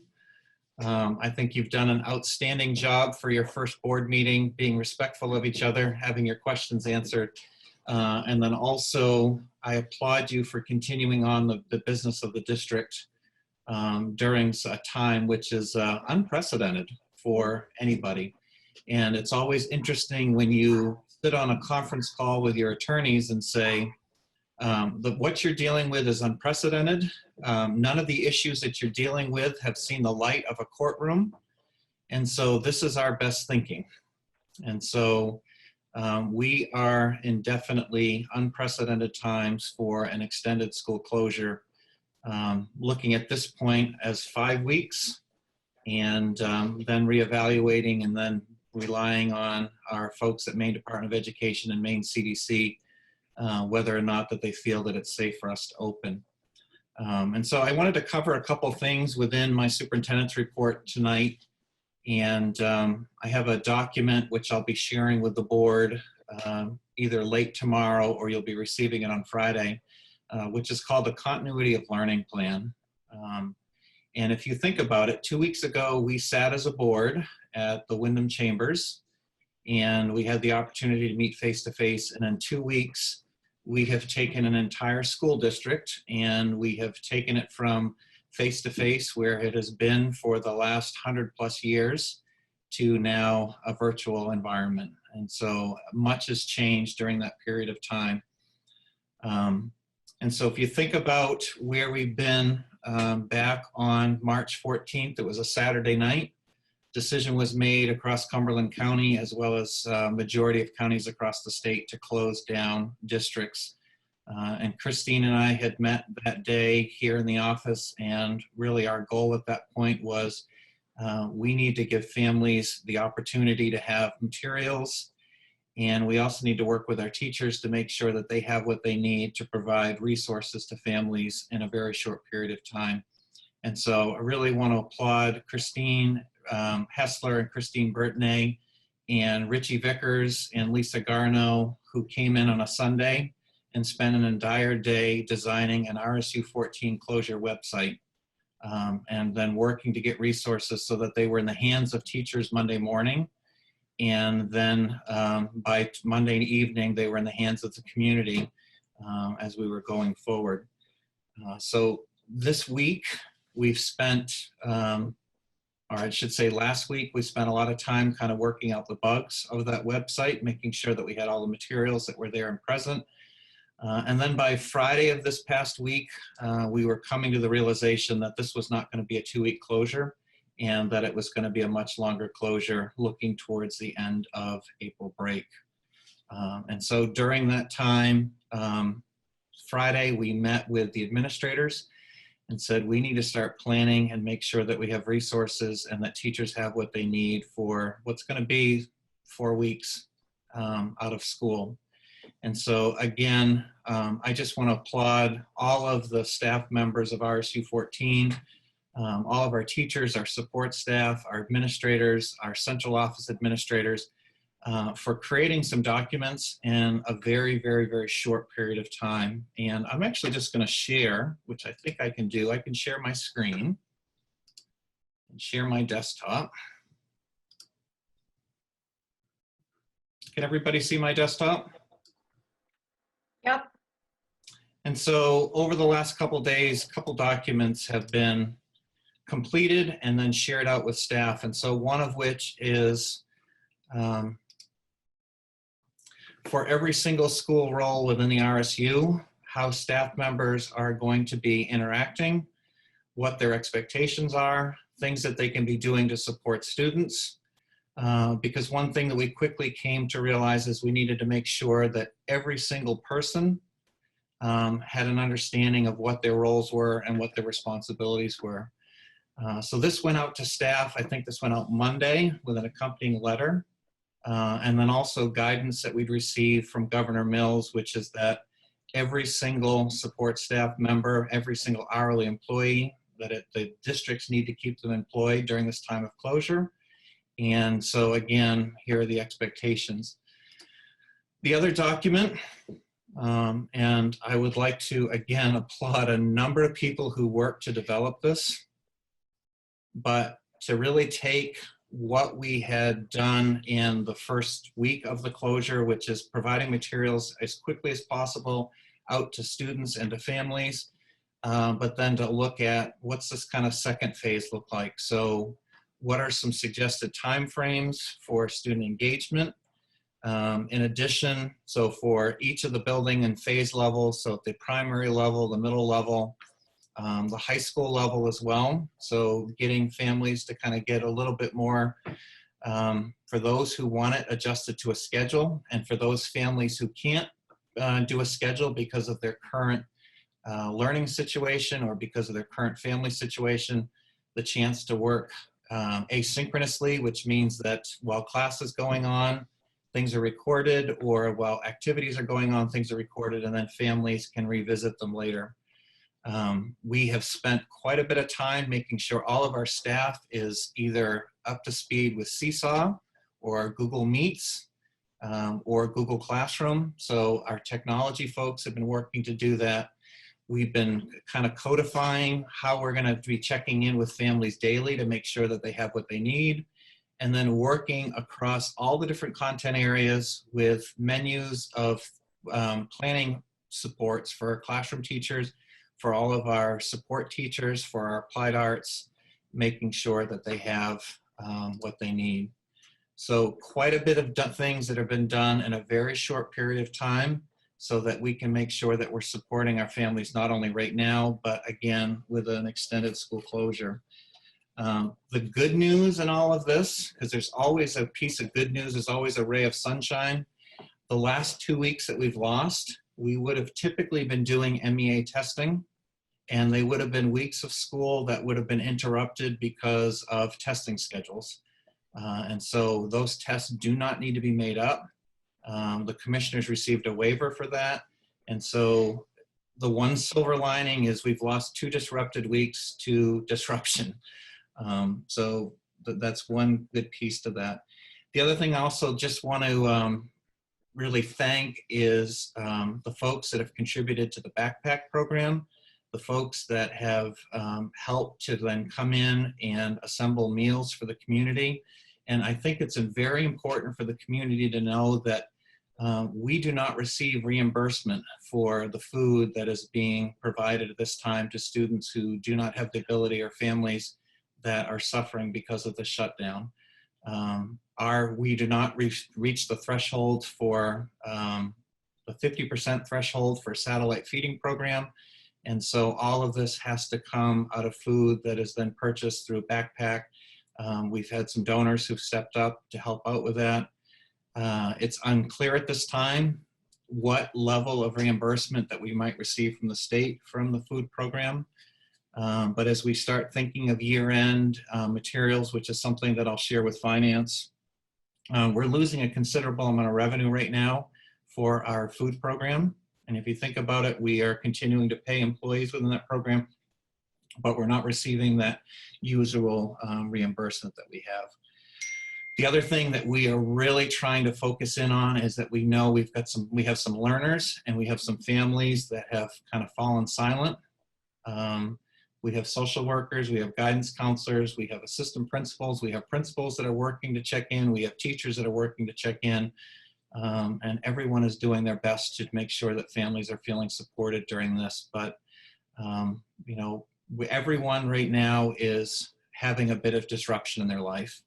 And I heard a great quote from another superintendent the other day, which is that 75% of what we're all feeling is social emotional right now, and 75% of our role is to make sure that we're supporting families in those social emotional pieces. The other 25% is academic at this point. The other thing that we need to be very mindful of is that everyone's lives have been disrupted. And during the times that we would have traditionally had school, we know we have high school students that are now having to care for younger siblings. We have parents that are trying to work from home as well as trying to juggle their own students' education. And so to the extent that we can provide opportunities for students that can happen at all different times of the day, then we're going to go ahead and do that to make sure that we're meeting the needs of kids. And so we're continuing to work on this. The board, you'll receive all those documents again, either Thursday or Friday. The last thing that I'll add is special education. Lisa and her staff have been working to create distance IEPs to help support families. So case managers will be reaching out. We will start the process next week of rescheduling IEPs that were missed. And we'll be looking to fulfill students' IEPs within this digital world to the best that we can. Not aware at this point of any relaxation that's been given to IDEA, which is Individuals with Disabilities Education Act. We're still responsible. The guidance we received is basically do the best you can in these trying times. And again, I think that people have kind of stepped up. I will tell you, as superintendent of a virtual district, it's not the district feel that I like. I want to go into schools, I want to interact with students, and it's very strange and very odd to walk the halls and nobody's there and be interacting just with adults at this point. So I am very hopeful that we will be able to go back to school. But one of the requirements that we have in order to waive these days, and these days will not, school's happening right now, so students won't have to come back and make up all these. But it's for you as a board to review our continuity of learning plan to see how we're approaching this. And you don't actually have to send the plan to DOE in Augusta. What we are required to do is just have on record the fact that you voted to accept, here's what's happening and here's what we do. So again, this is a work in progress. I'm really proud of the work that our staff members have done in a very short period of time. And I'm also proud with the number of creative ways that teachers and support staff and administrators are reaching out to families to try to create a little bit of normalcy in what has become a very different world and environment for many of our families.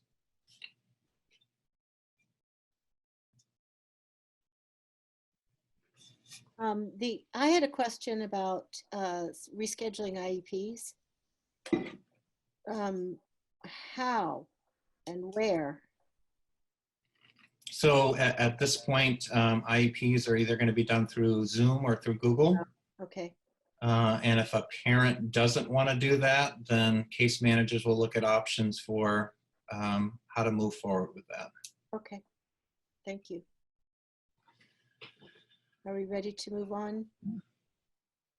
Kate, I'm sorry, I didn't see your hand. Chris, how do you see us moving forward with the food situation?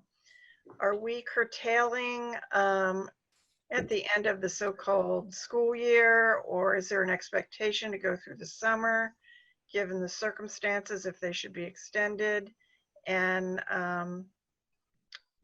how do you see us paying for this? So I will start with, actually, Christine, do you want to take this? You've been working with Jeannie on a grant.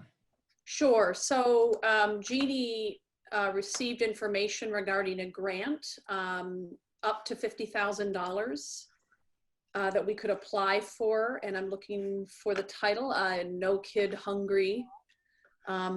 Reaching out to school districts, recognizing that this is causing some significant financial strain. And so we are drafting multiple objectives to meet the requirements of the grant and focusing on expanding our current numbers of families we're able to reach and extending the amount of time we're able to do so. And so we're working on that. That's one avenue. Folks have been reaching out, wanting to help. And Jeannie is working with them on ways that they can donate to support the continuation of the food distribution model that she's set up. So currently we have a Tuesday, Friday distribution model at Raymond Elementary and at Wyndham Middle School. And families are coming. We have at this time around 75 families each day for the Wyndham site and about 25 families each day for the Raymond site. We're hoping to see those numbers grow as word gets out and we continue to message out that that is available to all families. So just Kate, going to your second question there, which is for duration. Going beyond the school year is financially, I'm not sure that we can head in that direction. I think we'd have to look at other possible feeding programs.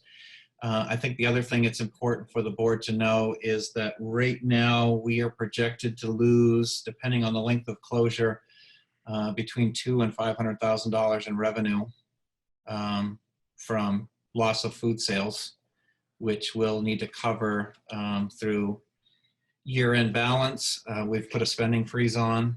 And so at this point, funds at the end of the year that we may have voted into capital projects for Bill moving forward, I think what you're going to see is those are going to be significantly reduced.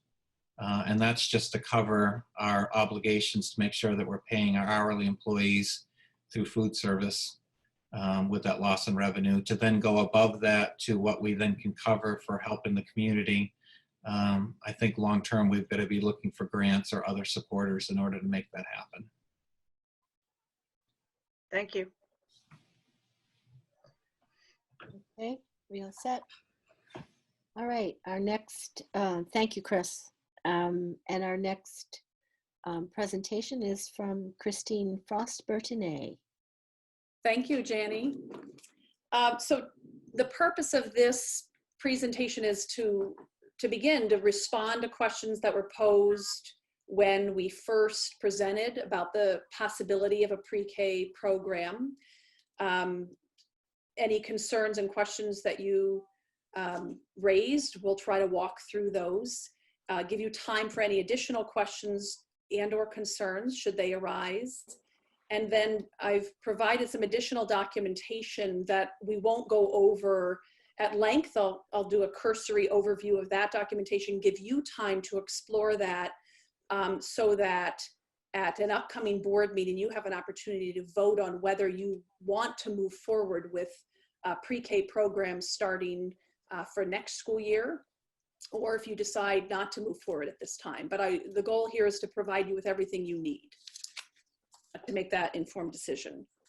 So if we start, the document in your board packet is entitled Pre-K Presentation to the School Board. And what I did was I took the 4 categories of questions and concerns and tried to make sure that we responded to everything. So the first category, if you will, was around concerns expressed with a full day program model versus a half day pre-K program model. And when we think back to the days of a half day kindergarten versus a full day, that's a transition for 5-year-olds and for 4-year-olds. Certainly a full day is a long day. And so some points here to note, the proposed plan is a 4-day per week full day model.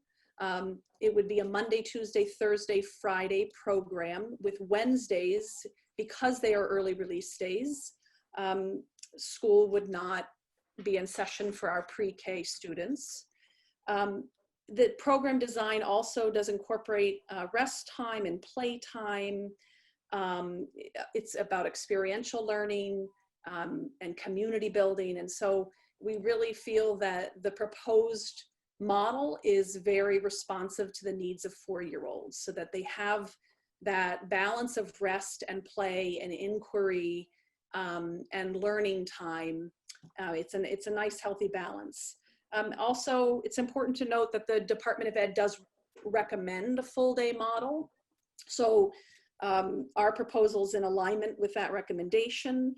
And the other piece is that full day programming is often more desirable for working families as compared to a half day model where they may need to coordinate other daycare, preschool options for their children with the half day model in mind. And there are some other points there that you can review in your notes. I'll try to hit the highlights here. So when we move into the second topic question, that was around just, was there a pre-K committee and the nature of that work thus far? So I have the committee members here, and I'll review those for the listeners. The listener, I believe DJ's still on the phone, and anyone else. So Chris Howell, myself, Lisa Garno, the Director of Special Services, Christine Hessler, Director of Curriculum Instruction Assessment, Beth Peavy, the Assistant Principal at Raymond Elementary, where the two programs would be housed should we move forward for next year. Randy Crockett, Raymond Elementary and Jordan Small Principal. Kyle Rhodes, Wyndham Primary School Principal. Jeannie Riley, the Nutrition Director, and Mike Kelly, Transportation Director. So as Lisa Garno notes later in her document that you can review, many of these folks participated in 2015 in the initial conversations in RSU 14, and we have some new folks coming to the table now to help us with this next iteration of a proposal. As far as meeting dates, I've put the dates there for you to review. There are really 4 different categories of meetings that have taken place. We have initial stages of budget planning, and that conversation has been ongoing as we've received most current numbers. Transportation, talking about what that model would look like from busing, staffing, having a monitor on the bus, the seats that you need to install with the 5-point harness system so that our youngest riders would be safely transported. CDS, Child Development Services and Special Education Programming. Lisa Garno, Director of Special Services, and I met with Lori Whittemore from the Portland CDS. And we talked about what it would look like for us to offer special education services and how we would partner with CDS. And we'll talk a little bit about the potential revenue source there through that partnership. And then just general planning. And I included under the February 25th meeting, 2 documents. One you've seen before, and I apologize, the last time I included information in your board packets, I had taken off the draft on the flyer so that you could read the most current language proposal on the flyer, but this is a draft, and this moving forward requires board approval. And so we want to make sure you have everything you need to make that decision. And the other piece that was in here was the informational meeting that we had scheduled, but we had to postpone or cancel for now and see where things go with the pandemic. So we have canceled that March 30th meeting. The third topic question area was really related to cost center, budget, and other specific program questions. So that's a meatier section for us to review. So the projected total costs at this time, we're at $284,697.15. The state subsidy, and this has to do with the 32 spaces that we needed to submit to the state if we were even anticipating applying for a pre-K program. Those 32 spaces comes to, or the 32 students comes to $254,845.72, which leaves the local cost share at $29,851.43. I've included the cost of salary and benefits for both the 2 teachers that would be needed, as well as the 2 educational technicians that would be needed. Again, just as a reminder, each class would have 16 learners and 2 adults. Another question that came up was around the lottery process and how to determine the makeup of the class, and really thinking about equity and access and who would have access. So we're proposing a 50% of the total students enrolled would be qualifiers for free and reduced lunch. That would be 8 students per class, 4 students per class, so a total of 8 students with identified disabilities who need special education services. Excuse me.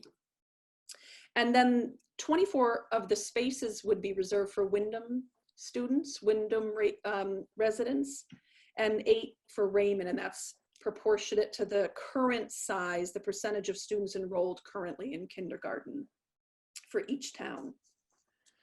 Another question was around waiting until the state, if the state requires universal pre-K. The committee feels it would behoove us to move forward with a slow implementation. Starting with 2 programs gives us time to look at the program design, the resources. Do we have enough resources?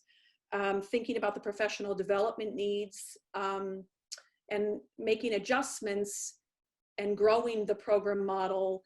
Certainly if the state mandates universal pre-K down the road, it would give us time to really have a sense of the best program model and feel that we're ready for that.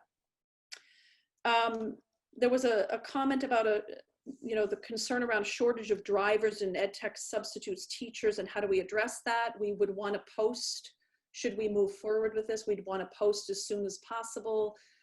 So that we can ensure that positions are filled, so that we have the driver and the monitor on the bus, the aide on the bus rather, and then we could hire the 2 teachers and the 2 ed techs.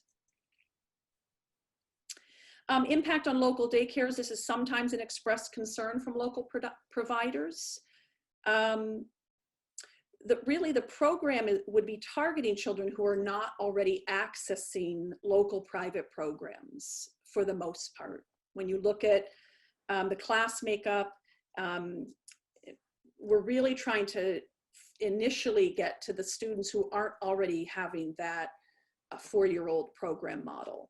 And so, it is anticipated, and I did review these notes with Nicole Medor, the early childhood specialist at the Department of Education. It is anticipated that down the road, the state moves to a universal pre-K model. But I do think, or I know from other folks and programs, that they are finding ways of diversifying their program offerings to offset any potential reduction in enrollment. Is it the right time to implement pre-K when we have Raymond in the middle of a withdrawal proposal? And what would happen should Raymond withdraw? That would be a determination Raymond would make in considering whether they want to move forward with continuing the programs that are housed up at Raymond Elementary School, or that would be housed. And then Wyndham would need to examine a space issue and look at whether or not it's feasible to start programs on site in Wyndham. Do we have the space at this time? As far as transportation concerns, in working with Mike, he has estimated between 35 and 40 minutes is a reasonable estimate of a total bus ride length. And so there would be 2 pickup and drop-off locations, one being at Wyndham High School and the other being at Mill Street in Raymond. The 1 bus, the 1 aide, and parents would get the children to that pickup location, and then the aide would help with getting them securely harnessed into their seat belt. The 4th question was posed, would the board need to vote? At that time, we didn't need to vote. We were giving you the initial program proposal. At this point, moving forward at an upcoming board meeting, we would need your vote of approval or determination whether we move forward or not for next year. What I then asked was Lisa Gardo to give you folks her thinking from a special education, special services director viewpoint in response to each of these 4 question categories. I'm not going to go over those at length, but I just wanted to draw your attention to a few points. First, around the full day program model, from a special services director viewpoint, she feels that that would allow for more options to provide special education services to students identified through CDS, and it allows us that additional year to start working with children on providing specially designed instruction in the area that's identified. And moving into the topic 3 or question 3 around cost center and budget. As I mentioned earlier, there is some potential revenue here. Lisa goes over that. In our meeting with Lori Whittemore from CDS, if we were providing the service, speech and language, for example, they reimburse at over $100 an hour for that billable hour of service delivered.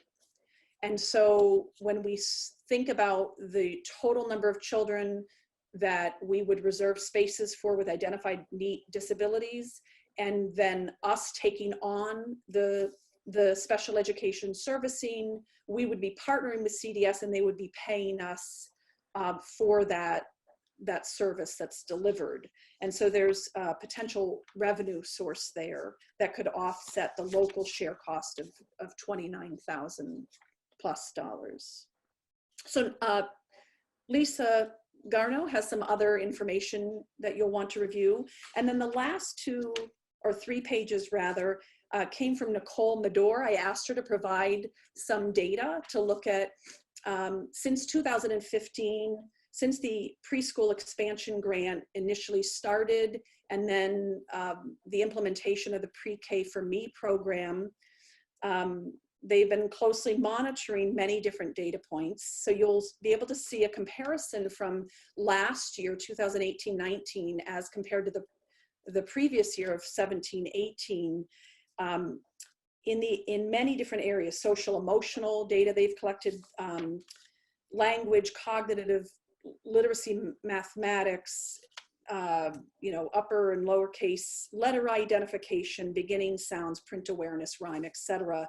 And they close with, she closes rather, with some data they've collected around behavioral regulation, and the growth in many areas for you to review, to consider the potential benefits of getting 4-year-olds into school, working with us down the road.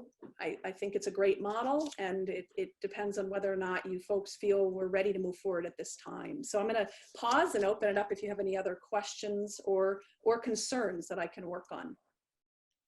Kate? You're still on mute, Kate.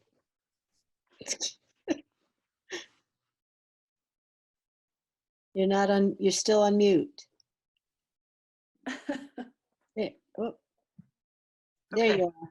Hello. Thanks, Christine. This is very comprehensive. I appreciate the information. Refresh my memory. I thought we had to make a decision by April 1st, and we had to hold a community, whatever that deal is. Could you talk about that a little bit, please? Yes, I meant to. Thanks, Kate. So the deadline for the application is now April 30th.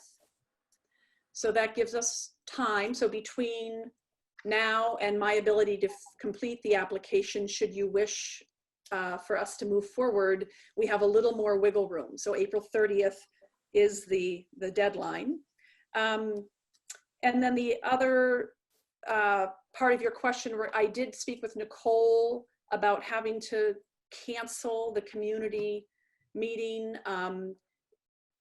If we need to hold that at a later time, I think there's going to be a level of flexibility, understanding what's happening right now. And so we're not going to try to pull people together, and we'll cross that bridge when we come to it. So what I'm going to do is include in the application the documents and the invites and our attempts, and then come up with a plan as soon as we would be able to get to invite local folks back to the table to talk about the program model.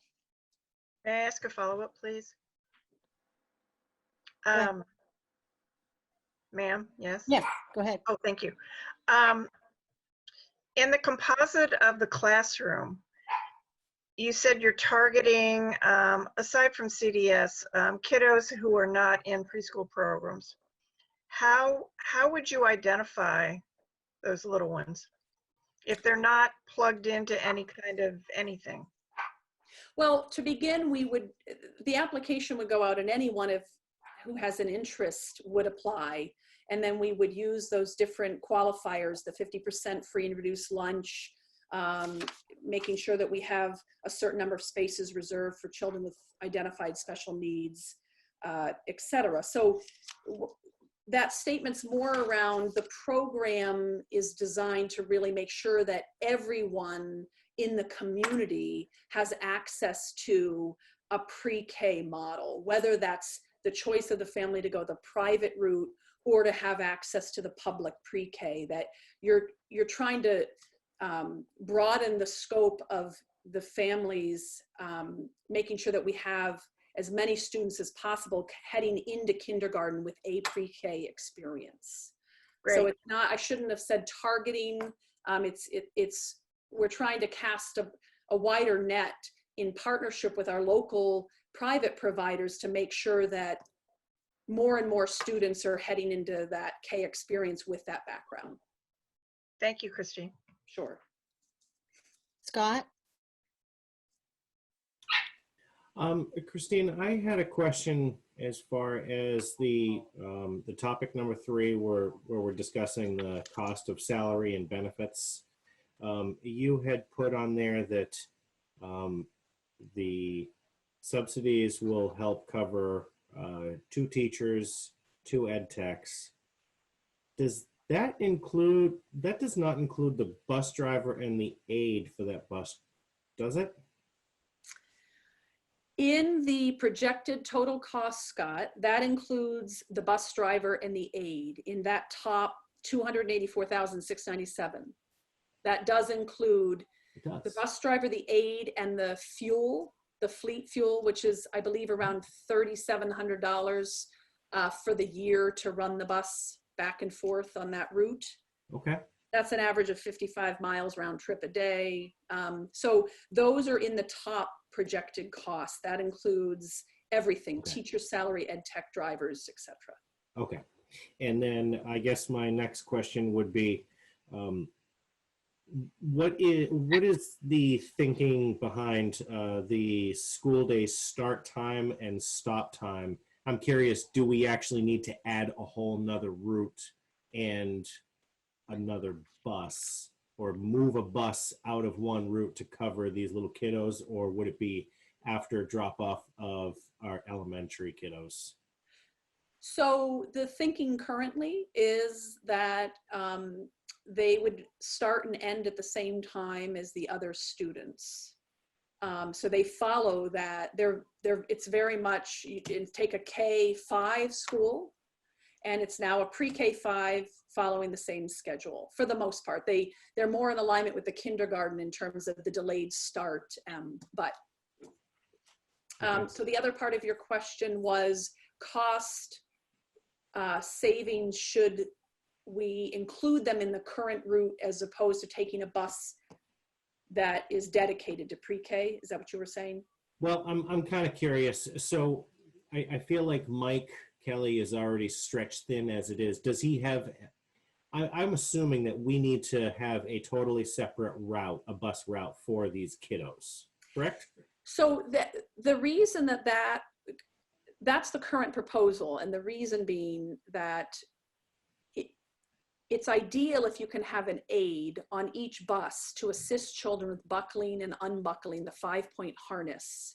The seat has 2, they fold down out of the backs of the seat, so older students can also ride the bus, and it takes a little bit to get another adult to help the children get into the routine and get on. And so instead of having children on, several children on one bus and another, and then requiring an aide on all of those buses to have them join the current route, it seemed to be cost effective to move to one driver, one aide, one pre-K designated bus. It was less expensive. If I can just also add, Scott, we currently are running a bus from Manchester to RES every single day, where kids who are accessing RES versus going to WPS, and there's just a handful of students that are being driven by a spare. So we need the bus regardless. It's whether or not that bus comes equipped with all those little seats for the little guys and gals in order to be able to get on. But it's a current route. It would be starting just at Wyndham High School.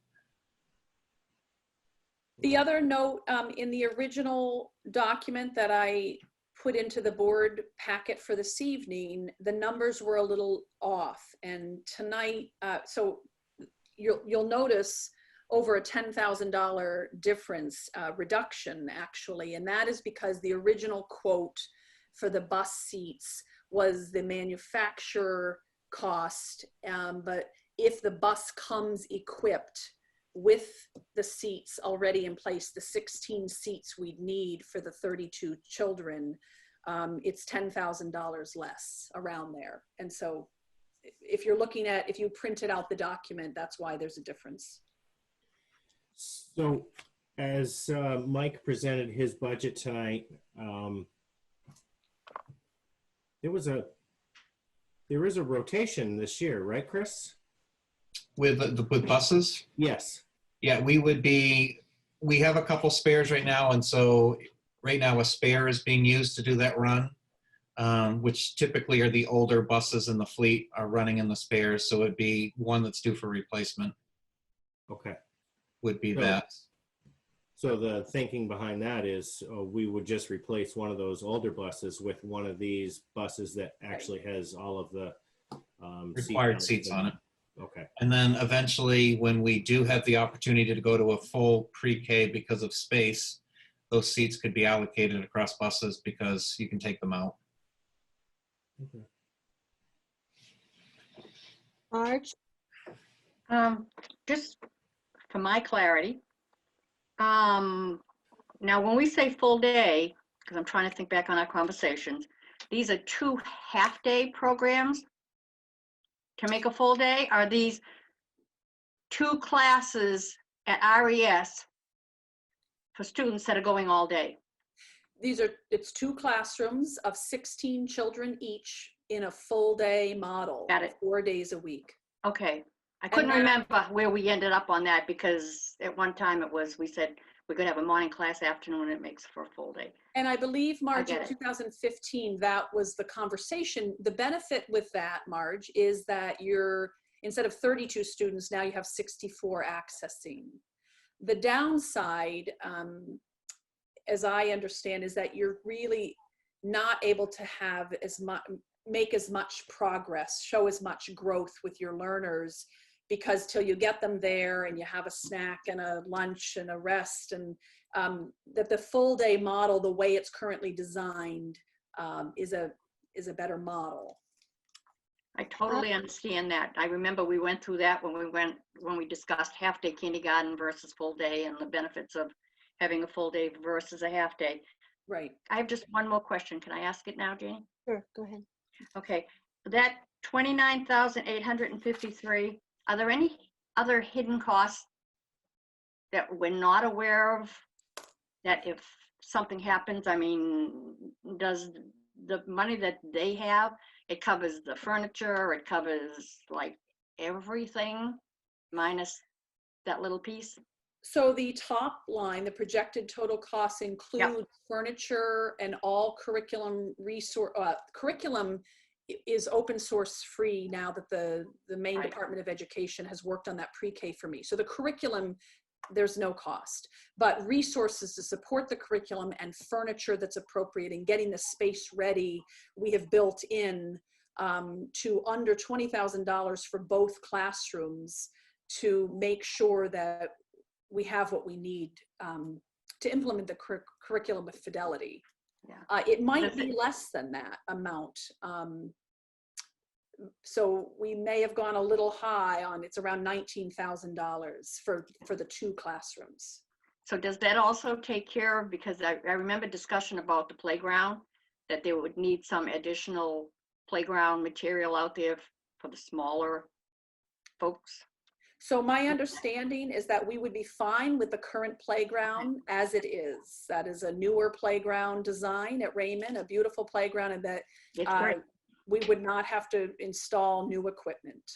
Okay, Can great. and if I could just speak for a second, because I know one of the questions that's going through all of your heads right now is that why didn't you put this in the budget if we're that close? And so initially when we were doing budget, we were looking at probably a $70,000 spread. And at the time, we were thinking that what we were seeing in additional subsidy was around $230,000.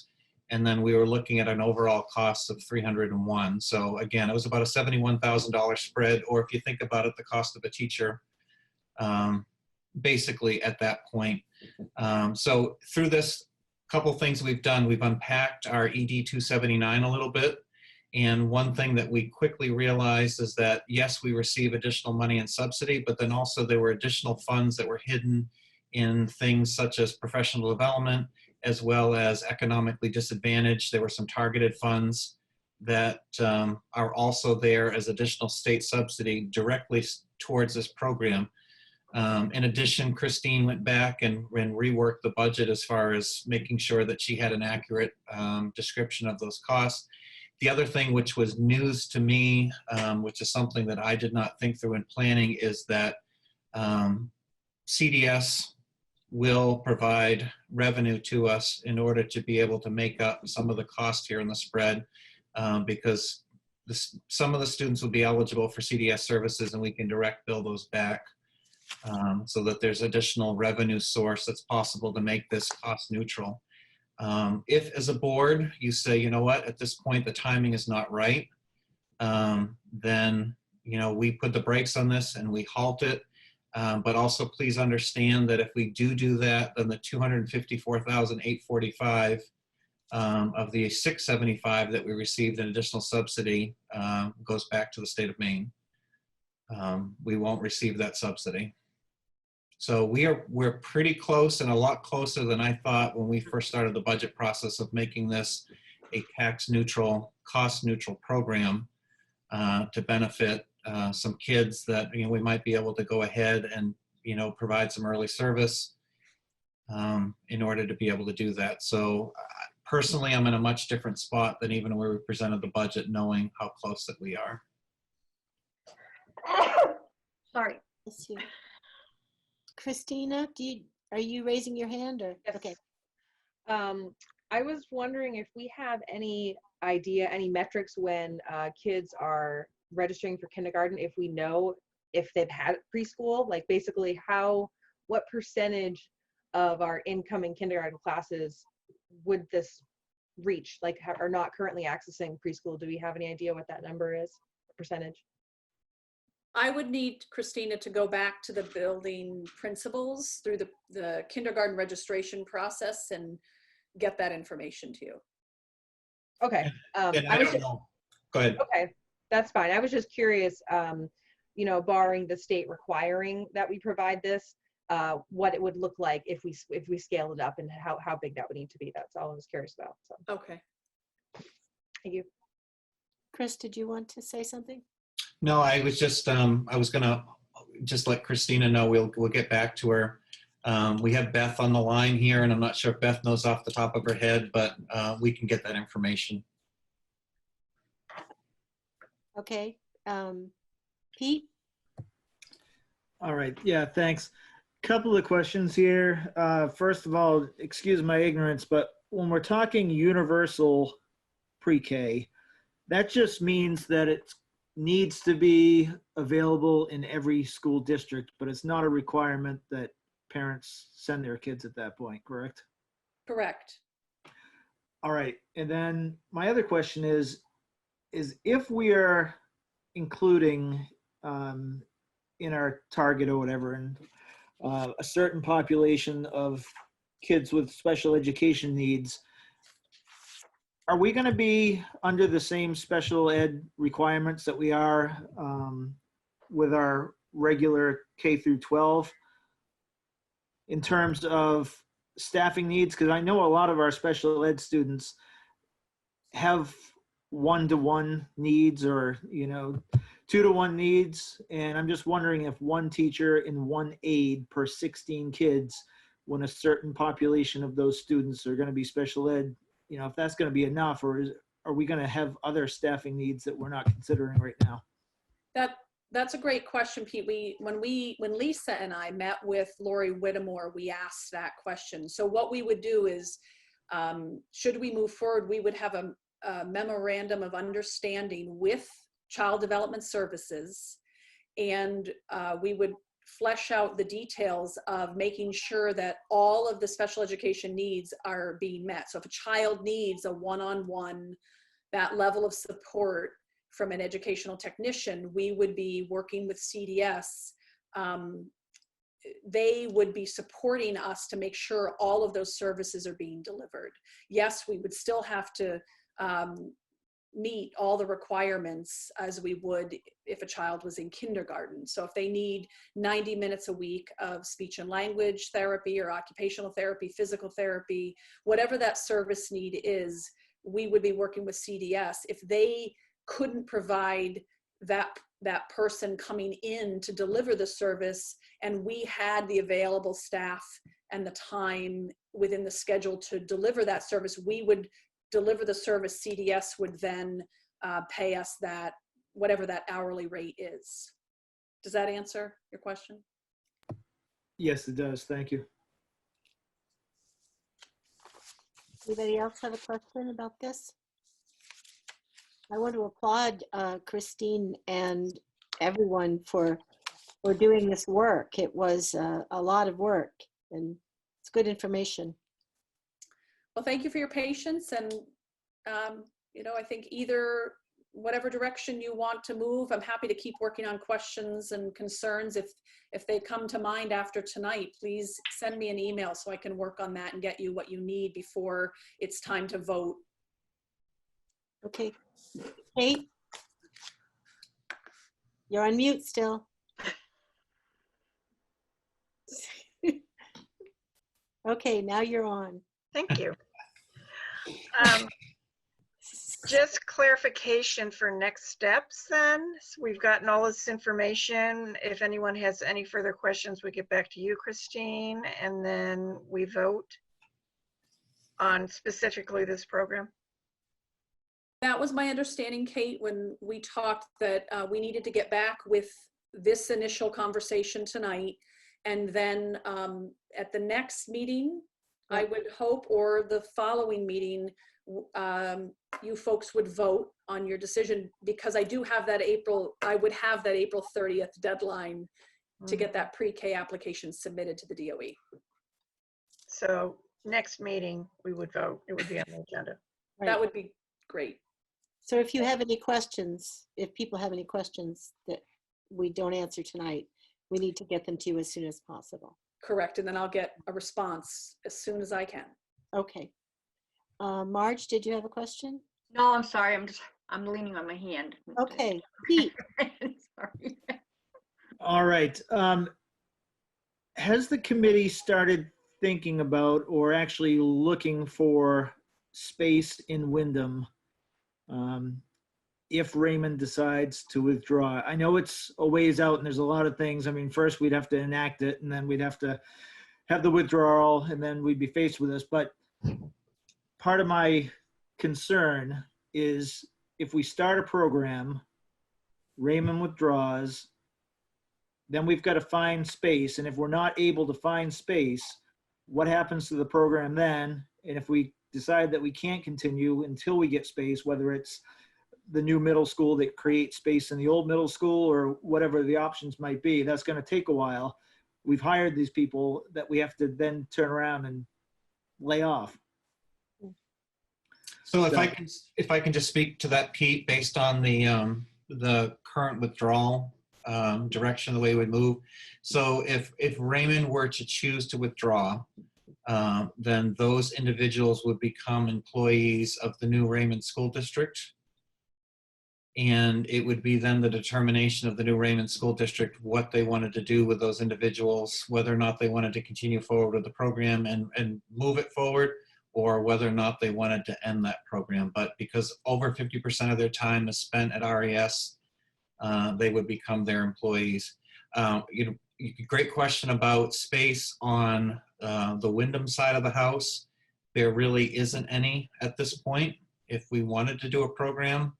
And so honestly, the only space we have available right now are those 2 classrooms at RES that are even realistic to think about a pre-K program. All right, thanks. Okay. Well, we accomplished a lot tonight. Got a lot of good information, and I appreciate everybody's patience and with this system. And I think we did what we could do. Thanks for setting it up, Chris. So we will see each other next week, same time, same Bat Cave, and I will now have a motion to adjourn. Everybody? Moved. Okay. It's been moved and seconded. All those in favor? Aye. Marge, Jenny, Yes? procedurally, I have to ask you to do a roll call vote. Okay. Oh. Can we have a roll call vote, please? To adjourn. Anna, Yes. Jenny, Yes. Kate, Yes. Kate Livier, Yes. Christina, Yes. Marge, Yes. Scott, yeah, Jenny, Yes. Pete, Aye. Eric is in the building. I want to make sure we have the proper record on file. Jenny, before we just close though, also we will have, it's actually version 6 that will be ready. I know the board will be deliberating. There's quite a bit that's happened within the budget since the last time we had a chance to look at it, and the percentage has dropped quite a bit. And so we'll have a chance to share that with board members. Initially, some numbers through the superintendent's report on Friday. And then we'll have some new budget figures ready for you for Wednesday night for your deliberation. Chris, will we get new pages for our book typically? We do. I don't know how this works. I will meet with my wonderful Stacy tomorrow and make sure that whatever you've received in the past, you'll continue to receive. Okay, great. Thank you. Can you tell us how we can get them? Just, what did you say? What? I'm sorry. That's okay. Chris, can you tell us how we can get them? I mean, can we like pick them up at the door or something? I think he's gonna look into it tomorrow, I think. Yeah, you might even get a hand delivery in your mailbox. Oh, good. Oh, wow. Christine had something. I just missed who seconded the motion to adjourn after Marge made the motion. Pete did. Thank you. Okay, are we all set? I think we are. Good night. Good night, everyone. Thank you. Thank you.